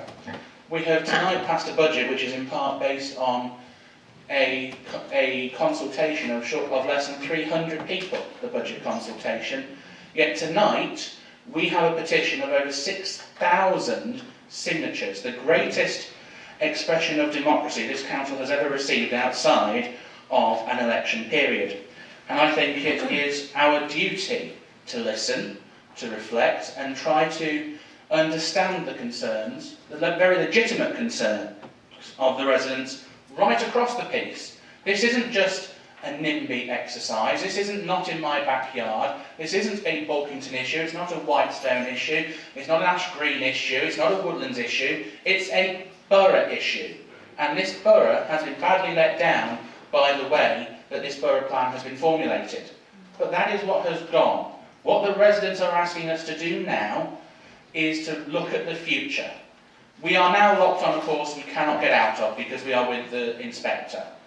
And anything else would mean we would have to go back to the start, withdraw from the inspector and resubmit. I really wish we could do that. I say that in all honesty to all the members of the public who I know have spent an awful long time sat here tonight waiting to hear this debated, and I thank you for your patience and coming tonight, because you have demonstrated, you have put the shoe leather in to actually try and say to this council what you mean and what you feel. But I cannot say to you that I will propose something which will put us back 5 years. I cannot do that in all honesty, because if we do that, then we leave ourselves open to planning by appeal. And that would mean either your sites come forward quicker, or more sites within your areas would come forward which we don't want. And that would not be a responsible opposition, and I'm sorry I can't do that. But what we can be is a responsible council. And what we can do is say, unlike the portfolio holder who said we will conduct a review at some point. That's not good enough. The residents want an immediate review. We already know that a lot of the data that we are working on is outdated and that will need reviewing. The portfolio holder can stand up now and give a categorical assurance that once the borough plan is adopted, on day 1, on day 2, he will set in process the train of actually reviewing the borough plan. That's not asking too much of the portfolio holder, that's asking him to do his duty, in my book, when we already know that the data that we are basing things on is out of date. And also, we know, because I have read the Memorandum of Understanding, it is not legally binding. At any point we can enter a renegotiation. And there are different circumstances now from when we signed it. We have different ONS figures which reveal that the pattern of migration and the pattern of population growth is different to what we were expecting when we submitted the borough plan, or when Labour submitted the borough plan.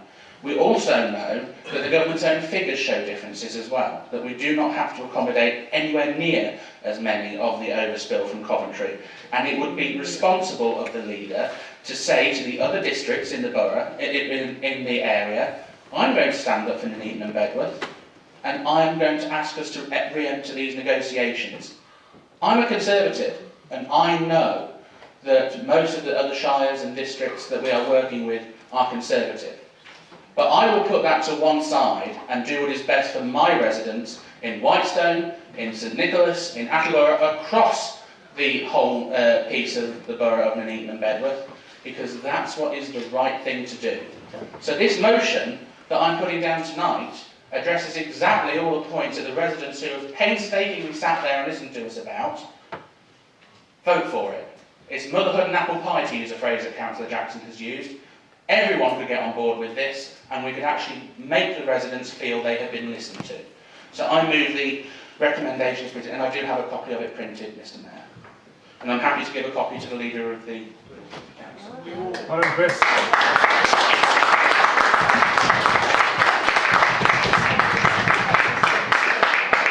Thank you, Councillor Wilson. Does that find seconder?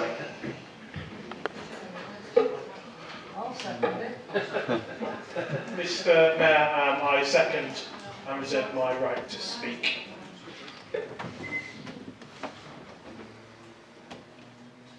Councillor Phillips. Yeah, sorry you've had to wait all night, but it's been a busy night. And I do, like Councillor Wilson, appreciate the feeling that's gone into this petition, the hard work that's gone into the petition. Councillor Wilson managed to get up before me, and he said quite a lot of what I agree with. And I did have another motion written down here, which is basically the same. Mr Mayor, that this council notes the petition, and in view of the advanced status of the current borough plan, invites Cabinet to consider the petition's proposals upon an early review of the borough plan once adopted.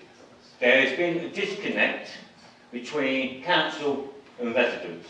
There's definitely been a disconnect between the parties in this council over the local plan, but I feel there's been a disconnect as well with residents. Right?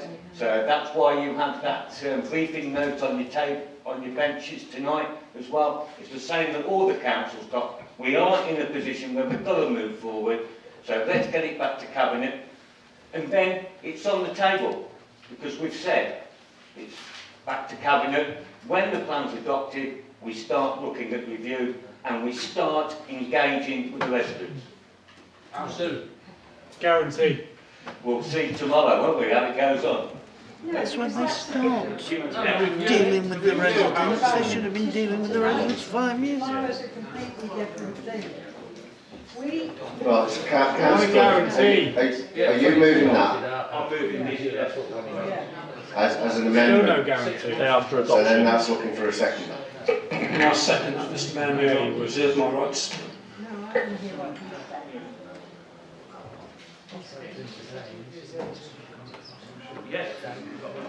Yeah, see, I've got speakers, but do you realise that we're going to be speaking on the amendment now? Yeah? Okay. So, Councillor Evans first, please. Thank you, Mr Mayor. Correct me if I'm wrong, Councillor Phillips, but I believe the motion, the first sentence was, this council notes the petition or something along those lines. Yeah, well, actually, this has got, I've got, yeah, thank you, yeah. Yeah, council notes the petition. Well, there's 6,600 people who have signed this petition. Do you not think that the 6,600 people who signed the petition would have expected a bit more than council notes the petition? You know, the residents actually want a bit of action And that's why originally I was planning on supporting Councillor Wilson's proposal that we asked the Cabinet to seek an immediate review of the borough plan housing numbers and to renegotiate the legal agreement with Coventry City Council regarding the overspill. To be quite honest with you, I mean, there's people who have been standing in town centres for months on end. They've spent hours collecting these signatures, and for the council to note the report, great, wonderful. But what it does say, it says council notes the petition. Point of order. Let's take a point of order then. What we were attempting to do, obviously we had a proposal to put on the table, and the two proposals are not actually that far apart.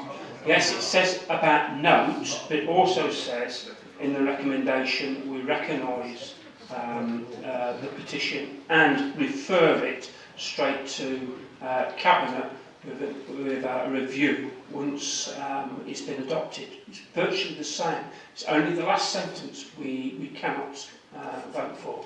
The rest of it, I think we can. Well, we haven't seen either. Mr. Mayor, could you ask for that to be reread? Carry on with what you were saying. Yeah, just before I do, I think for the interests of the residents, can I just read out the petition, because I think there's a bit of confusion. Yeah. So the Labour group amendment says that 1, council notes the petition, and 2, in view of the advanced status of the current borough plan, invites Cabinet to consider the petition's proposals upon an early review of the borough plan once adopted. So, by saying invites Cabinet to consider, there's no actual, legal guarantees within that in comparison to Councillor Wilson's proposals. So, yeah, I think Chris's motion is far better, and I think it serves the interests of local people far better. Thank you. Okay, thank you, Councillor Evans. Councillor Walsworth. Thank you, Mr. Mayor. I'm rising to speak on the amendment. I actually can't support the amendment in front of us. I think that what residents who have submitted to this borough, this petition, I should say, wanted is far more action and far more certainty of actually councillors being, as a body politic, as this chamber, being far more involved in the process and having a greater say and trying to shape the potential going forward than we have with this motion. This motion purely asks us to go and look, just asks Cabinet to consider the petition and maybe look at something or other. Whereas when we look at the original motion, and the reason why I can't be supporting this amendment is that actually this council therefore would make a more formal recommendation on what we want to see. And I think that is really what residents expected and what Mr. Ketchevich expected when delivering the petition to us this evening, was that we as a chamber make a greater proposal, have a greater say, and actually give greater democratic oversight to what happens in the next stages of the plan. I do agree with Councillor Wilson earlier and with Councillor Phillips that I would love a motion this evening on the table to amend the plan as we've got, but the reality are that's just too far gone, and it will put more areas at risk from piecemeal development because of the delays that we've had for so many years on the borough plan. But this motion does not recognise any of that. This motion doesn't recognise the strength of feeling surrounding residents and the 6,600, I think it is from memory, that have signed the petition. And I don't think this amendment, would really be what they would expect sat in the public gallery, some little 3-line motion, 4-line motion that we note it and, at some point we invite them to do a review. I think they want more concrete proposals. I think they want more concrete action from us as a chamber to have a greater input into this, and that's why, Mr. Mayor, I really cannot, support the amendment, because I still believe Councillor Wilson's initial proposal gives far more certainty, far more clarity, and has council far more involved, as residents would both expect and desire. Thank you, Councillor Walmsley. Councillor Wilson. Thank you, Mr. Mayor. I have to admit I am rather disappointed, but more to the point, I suspect the residents in the gallery are going to be more disappointed by this. It's quite clear that Labour are moving some way to recognising the issues following the change in political circumstances, but they are not listening to residents.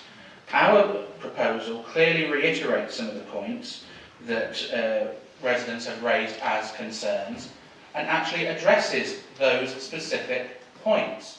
Now, if you have no fear about conducting a review, vote for our motion, withdraw your amendment and actually agree to the review on day 2, not an early review. Early is open to a vast amount of interpretation.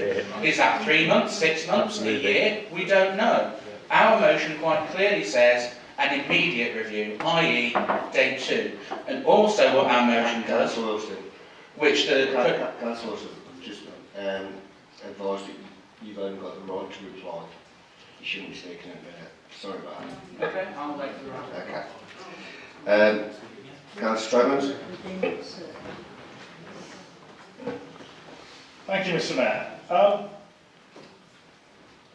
I think Labour have been completely consistent. I think when the portfolio holder talks about having decoupled, or whatever the phrase was, I think, yes, if that's an admission that they left the vast majority of people in the borough behind and didn't take them with them on the proposed borough plan, I think that's spot on. I don't think there's anyone that can disagree with that. You didn't. You destroyed people's trust in you, and you paid lip service to everything as you went along. The consultations were a sham, and what you've just offered us tonight is more of the same.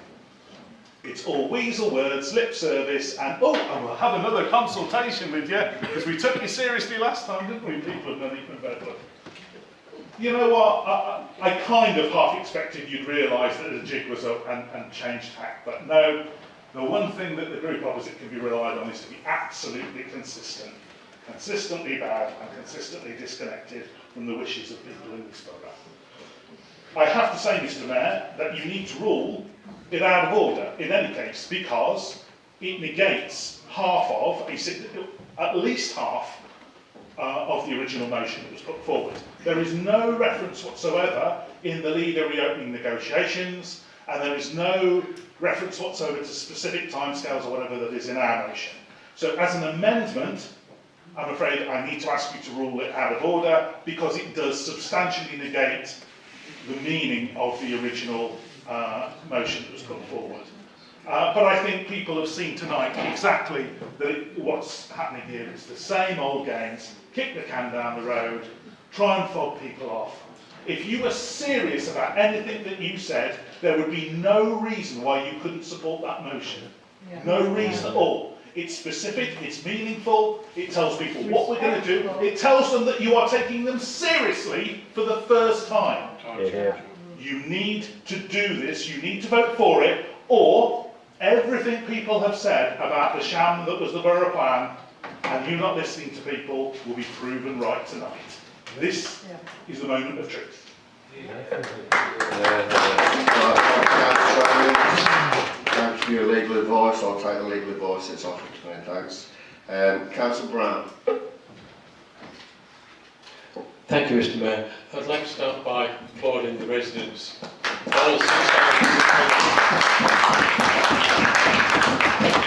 To organise that level of coordination across the borough, putting party politics aside, to get it right, to take such care to make sure that the petition could not be thrown out on a technicality, that it made it this far, is an achievement in itself.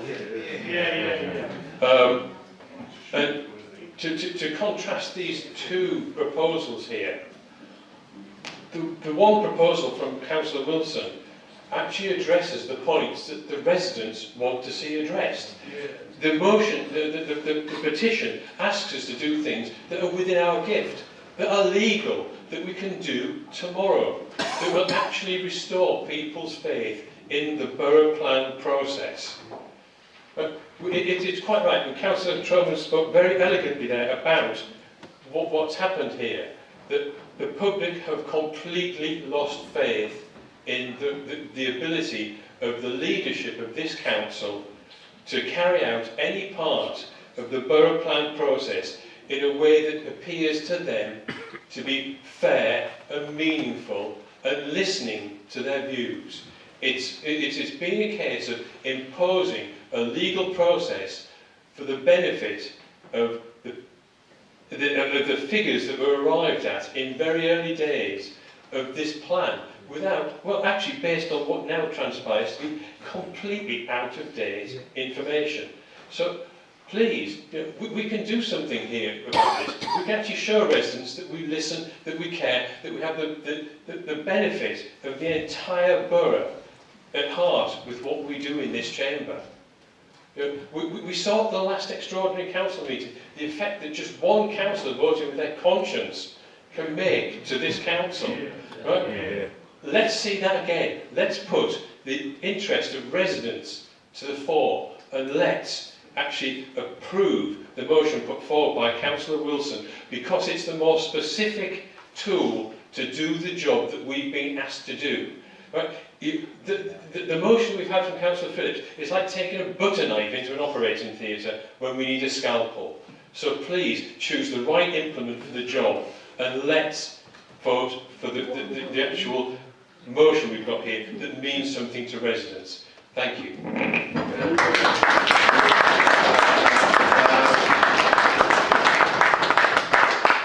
you, Councillor Brown. Councillor Grant.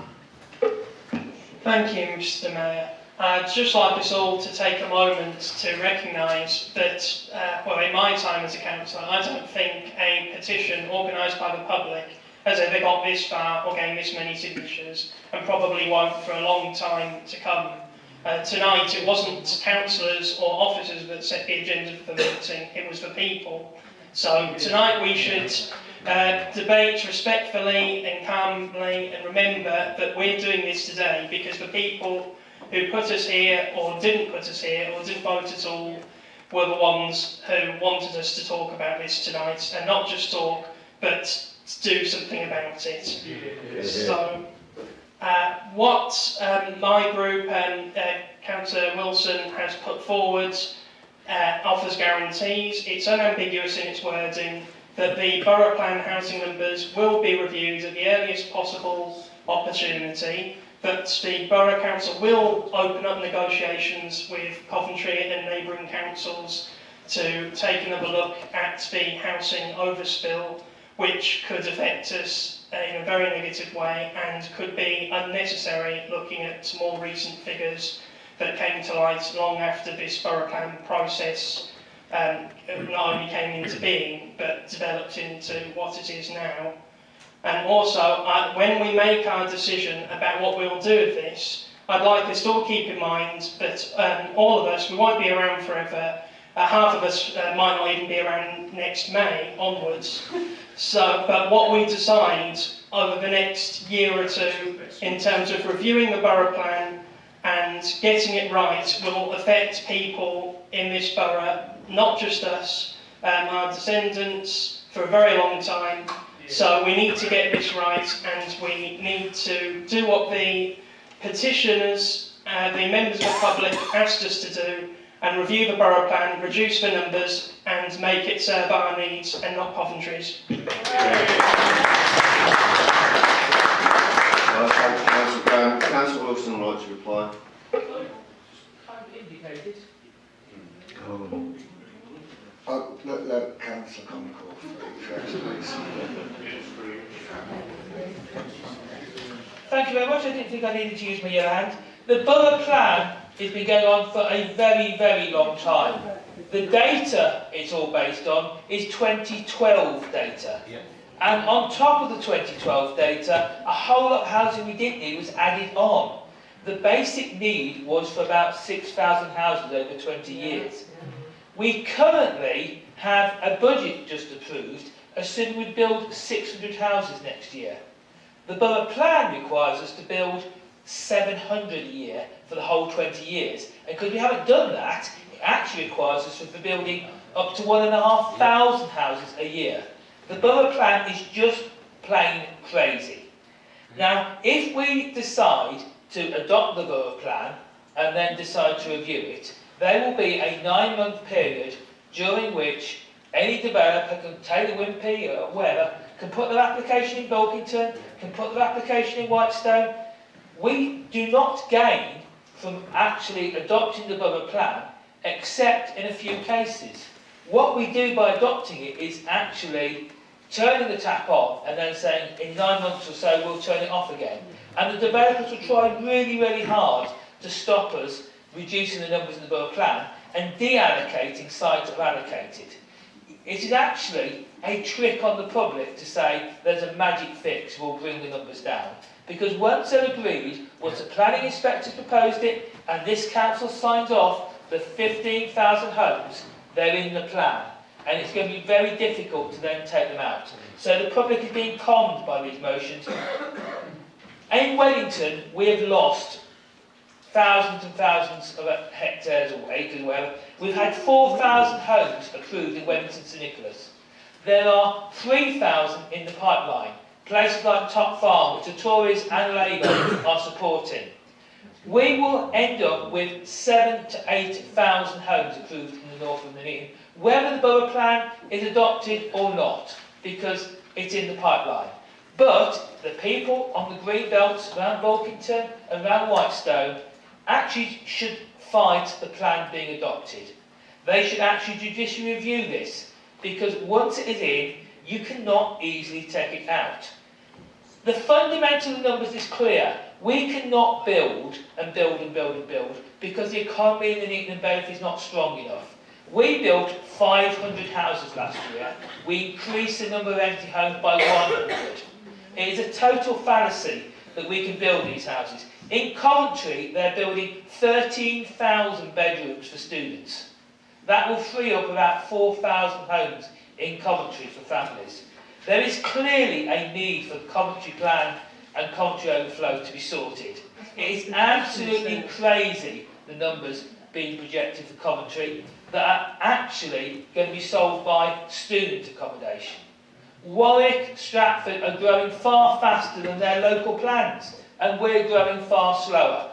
In terms of a sub-regional housing strategy, we need to understand that even if the target is right, of 4,000 houses per year in the region, those houses are going to Warwick and Stratford where the money and the jobs are. We do not have a housing crisis, we have a money crisis in this borough. We have people who cannot afford to rent and people are not putting up to be landlords. We do have housing crisis, but we do not solve it by approving £500,000 houses built on countryside. I actually cannot support any of this rubbish because we are not addressing the point that the whole thing is based upon rotten data. The real data and the real numbers is we will build 400 houses, 300 houses, 600 houses, a small number each year. And this plan is so crazy. I mean, the best thing the residents can do is judicial review. Judicial review, delay, and if we did have a plan, not having a plan will not result in us building more than 15,000 houses. The plan is so bad, the plan is to build 7,000 in Wellington St Nick's. Not having a plan means to build 7,000 in Wellington St Nick's. The whole thing is stupid. But both of these motions aren't addressing the fundamental problem. The whole set of numbers is wrong. The ONS have just reported 11% overestimation. Thank you. Thank you, Councillor. Councillors, I've got a couple more speakers out there who would like to reply. Councillor Longden, did you indicate? Unless he wants to pay for it. I'll withdraw, Chair. Okay, thank you. Councillor Lloyd. Thank you, Mr. Mayor. Both these motions say virtually the same thing. I mean, I don't agree with B. I've got to agree at the moment. But the amendment we got in front of us at the moment, the one that we're discussing, actually says that, you know, on the adoption of the borough plan, once that's been adopted, it goes back to Cabinet straight away to be reviewed. It says early review. As far as I'm concerned, Mr. Mayor, both of these amendments that have been put forward are both saying very similar. They're both saying it should be referred back to Cabinet and then an immediate review done. And so I'm going to support the amendment that Councillor Phillips put forward. I think it still does the trick, it still puts it back there, and it still enables us then to review it looking at the current government figures. So it still does that, because why would you review it if you're not going to look at the up-to-date government figures? So I'm going to support, in seconding, the amendment that Councillor Phillips has put forward. You're wrong. Right, thank you, Councillor Lloyd. Councillor Wilson. Thank you very much, Mr. Mayor. I don't actually disagree with a lot of what Councillor Condecore is saying, but we arrive at different conclusions, because if we do what he is suggesting, we end up turning the clock back 3 years and end up putting more sites at risk and end up putting potentially land between Chetwynd Drive and Chetwynd School at risk, more of the woodlands at risk. We end up putting potentially more of Bulkington at risk and other areas. If we were 3 years ago, Councillor Condecore and I would be on the same page, and indeed 3 years ago we were almost on the same page at the time. But we are where we are. We cannot avoid the fact that we are before the inspector. We cannot change the numbers at this stage. That is the legal advice, and I'm sure Mr. Richardson will shake his head if I'm getting it wrong, but I've had plenty of discussions and he's told me enough times that is a legal position, and I am duty-bound to consider that legal advice. And I have to, in all faith and all conscience, act on that advice on behalf of the interests of the residents of Nuneaton and Bedworth. We only want clarification on early. That's all we want. But I agree with what residents are saying, Mr. Mayor, but this resolution or the amendment that is being put forward does not give clarification of early. Is early 3 months after the adoption? Is early 6 months after the adoption? Is it 2 weeks? Is it 12 months? We don't know. Our resolution actually puts a number on it and says day 2 we want to do. Now, I have to... Councillor Wilson, hold on. Is this point of order? Well, it's a point of explanation and also a way of maybe moving things forward if Councillor Wilson might be quite happy. Councillor Wilson, you're happy to discuss? Yeah. Instead of the word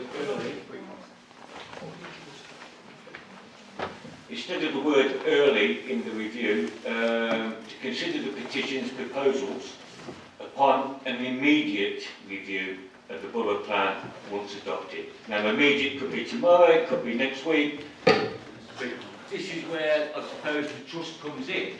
I will put the word immediate in there instead of early. What's the vote on the amendment to the amendment? Thank you, Mr. Mayor. That goes some way, but it doesn't listen to the other points raised in the petition. The petition quite clearly states about housing numbers. As far as I'm aware, I haven't got the piece of paper in front of me. I have now. Yours does not mention housing numbers. The petition references the Coventry overspill and the memorandum of understanding. Yours doesn't. Ours does. Now, one of my guilty pleasures in life is watching Judge Judy. And one of her sayings, and I'm sat here listening to Councillor it. Wilson, could you stop? Yeah. Phil? Yes, thank you, Mr. Mayor. I was just going to, before we went to the vote, just to make a couple of observations in terms of the original motion. And that is that clearly we had this issue at the last extraordinary council. Council cannot direct how Cabinet discharges its executive functions. So at the moment, the motion that's proposed, both A and B, have specific reference to the outcome of the review.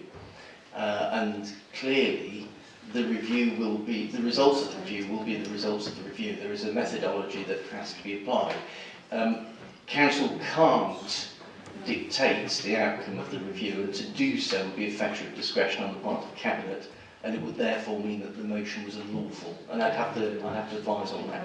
I think, and I'm only mentioning that because I think you'll need to be clear, and I'll just make a passing observation that in terms of what the ONS, where we are with in terms of ONS, there is a technical consultation that was completed in December, and we're waiting for the results of that. But the advice from, and alluding to Councillor Condarkin, the advice from government is that we use the 2012 figures, which are the 2014 outturn figures, as the basis, which is the basis of the current plan. So in terms of where we are at the moment, we are still current in terms of where we are with the plan.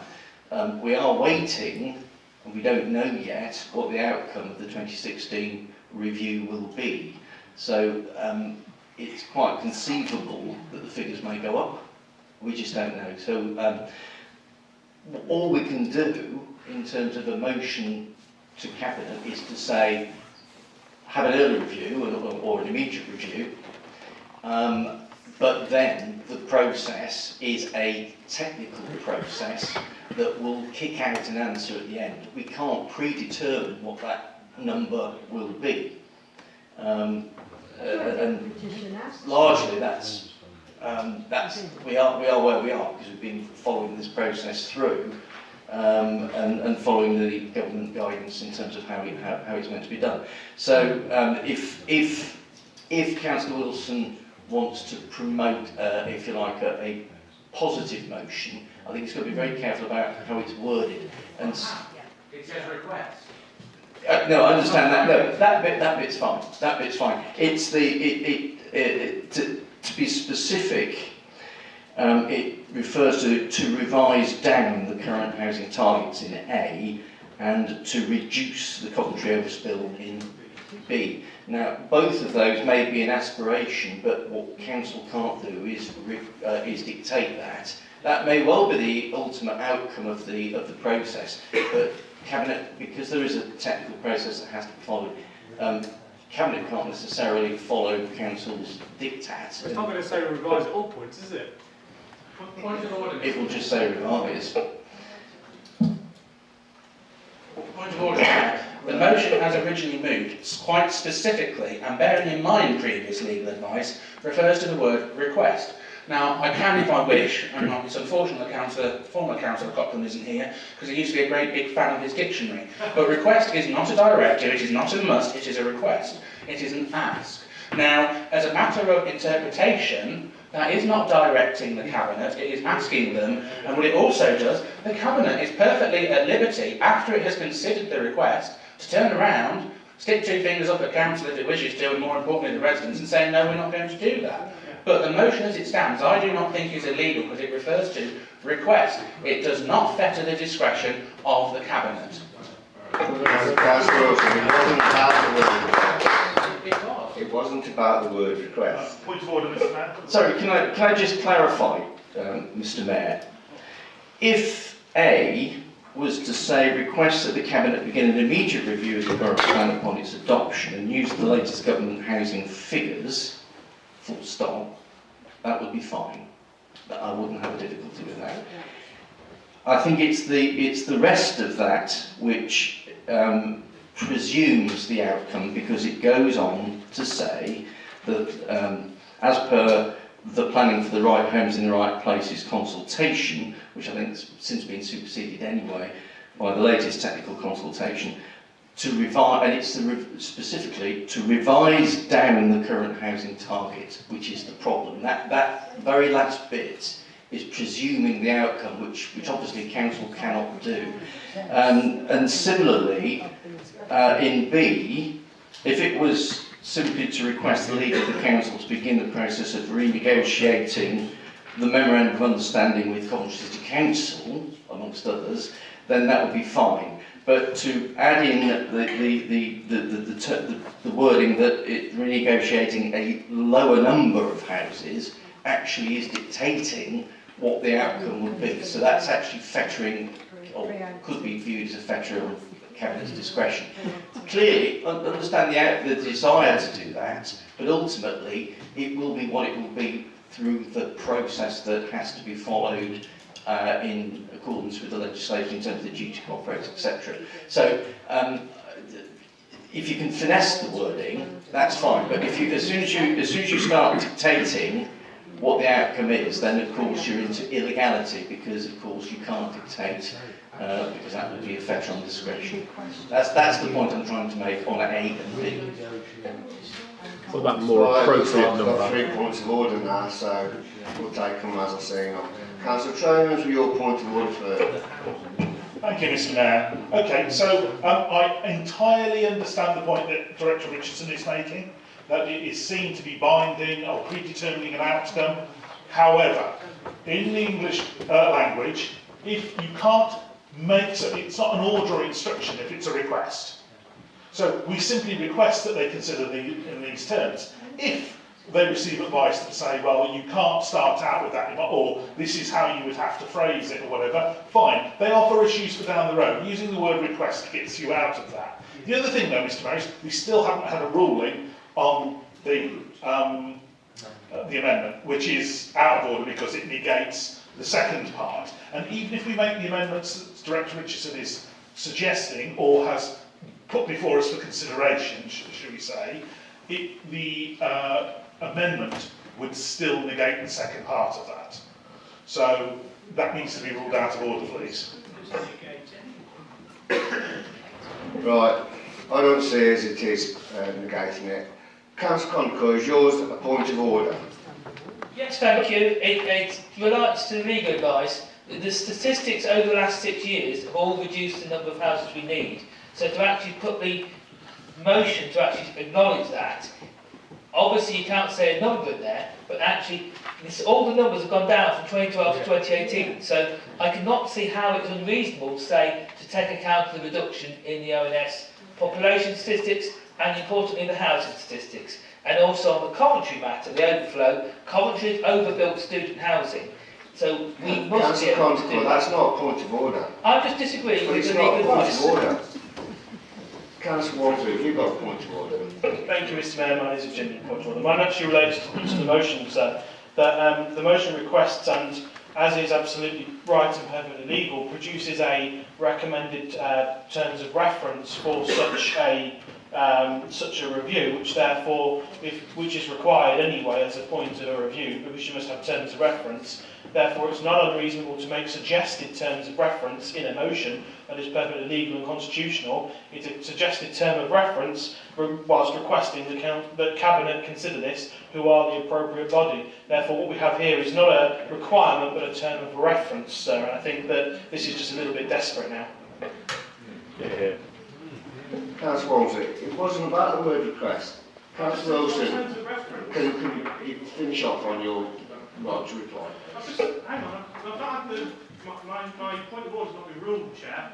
I said it's about terms of reference relating specifically to the latter half of what Director Richardson was querying.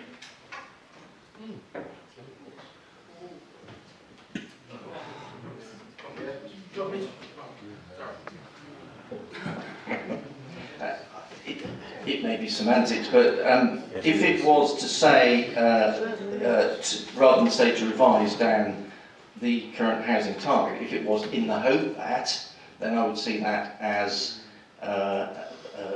terms of reference. However, when you say to revise down, it's fairly clearly directory and the outcome is being dictated. So it's one for you, Mr. Mayor. You'll have to make a determination in terms of the terminology.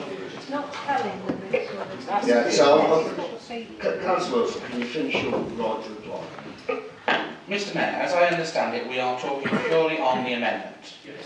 So, if the amendment fails, it will revert back to the original, and I could potentially move an amendment, as Mr. Richardson has implied that I could do, which would satisfy his legal requirements. If that is what is to happen, I'm perfectly happy to do that, because it would give residents more certainty than the current amendment we have before us. Because as I was saying before we wrapped up with my fascination for Judge Judy, I've been sat here and two of her phrases spring to mind. One is, get your listening ears on, and I don't think that the controlling group have quite managed to do that yet, because they are just paying lip service to part elements of the petition without actually addressing the specifics that they have raised in their petition, namely the housing numbers, whether they get revised, and also the memorandum of understanding. Those are two key critical points of the petition as I read it. And the other one is, as Judge Judy says, don't pee on my leg and tell me it's raining. Because at the moment, the amendment is saying, we'll just review it. I accept you've now moved a bit more to immediately, but it doesn't actually say what you intend to review. Are you going to intend to review the housing numbers? Are you going to intend to actually reopen the memorandum of understanding to actually take account of the petition and residents' needs and feelings? None of that is in the amendment. And that's why I can't support the amendment as it stands. Our original motion, and if your amendment fails and as stands, which I don't think it will, but and then we can amend it as per what Mr. Richardson has said, that will listen to the 6,600 people who took the time to sign a petition, and I'm sure the members of the gallery will tell me how many people went out and actually tried to collect signatures, and the businesses which supported them, the shoe leather, the will and the good faith from businesses. That will have meant something, rather than, again, a 10p piece of paper exercise, which could have been written on the back of a fag packet. We have actually at least took the time to read the petition, listen to their concerns, empathise with them, and actually try and do something about it. That's what residents expect. 6,600 people expect that, and with the amendment we get today falls far short of what they have done. And their efforts deserve more than three lines. They deserve more than that. Absolutely. Thank you very much. And I will call Mr. Brown, point of order, please. Point of order. Yeah. I'm sorry to labour the point again. I don't think we've had an explicit ruling. For the benefit of the record, we need to understand. It seems quite clear to us the amendment nullifies two key sections of even the revised version of the original motion, and so the amendment should be ruled out of order because it negates those two key principles that my colleagues just referred to. If the legal advice is it doesn't, we need that in writing at some future date, like 7 days, like we were promised with previous legal opinions that haven't materialised. This time, we'd be very grateful if you could assure us we will get that. Thank you. Chairman? No, I haven't listened to anybody else. No. You're just allowed his point. I've not even answered his point of order yet. I've already answered your point of order last time. I said, but I don't think it negates it. So that's it. That's the answer to you. That's the answer to your point of order. It doesn't negate it. Right, Councillor Beaumont. Sorry, Chairman, you said it for me. Right, okay, so over to you.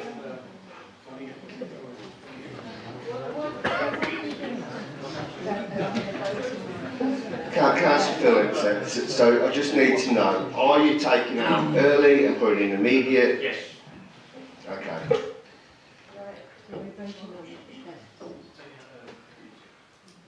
Okay, if you could indicate for or against the amendment that's been moved by Councillor Phillips, be clear what that is. Yeah. Member Balkington Beaumont. Councillor Beaumont. Oh. Councillor Brindley Edwards, apologies. Councillor Brown. Against. Councillor Croft. Against. Councillor Daffin. Councillor Doherty. Councillor Elliott.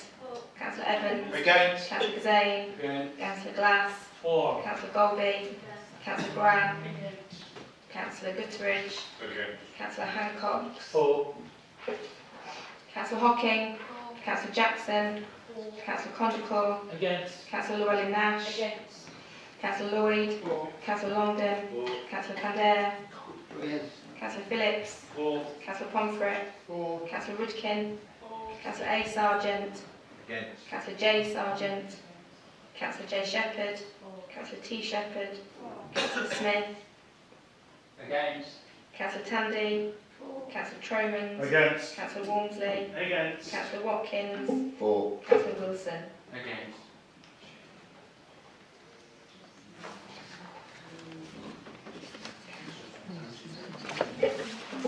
Okay, so that one's carried then. So.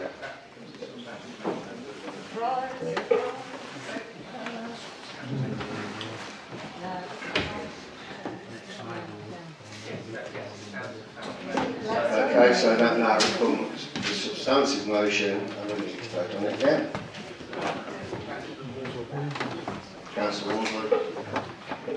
Thank you, Mr. Mayor. I'm grateful to have a chance to speak on the what is now the substantive motion, and in doing so, Chair, I wish to move an amendment to the now substantive motion to keep the first sentence that the Council notes the petition and to remove to in its entirety and insert the words request the Cabinet to consider and make recommendations to Council which allows for a full public inquiry into the matters raised by the petition, including a term of reference which desires the revising down of the housing numbers for adoption by Council. Chair, in moving so, I think that actually this looks to continue and build on the points that I raised earlier, that actually it wants to give residents some certainty as to what the terms of reference for this might be, that this council have a greater say and a greater input into that to the policy, because clearly the residents of this borough have very strong opinions on what it is that they want to see.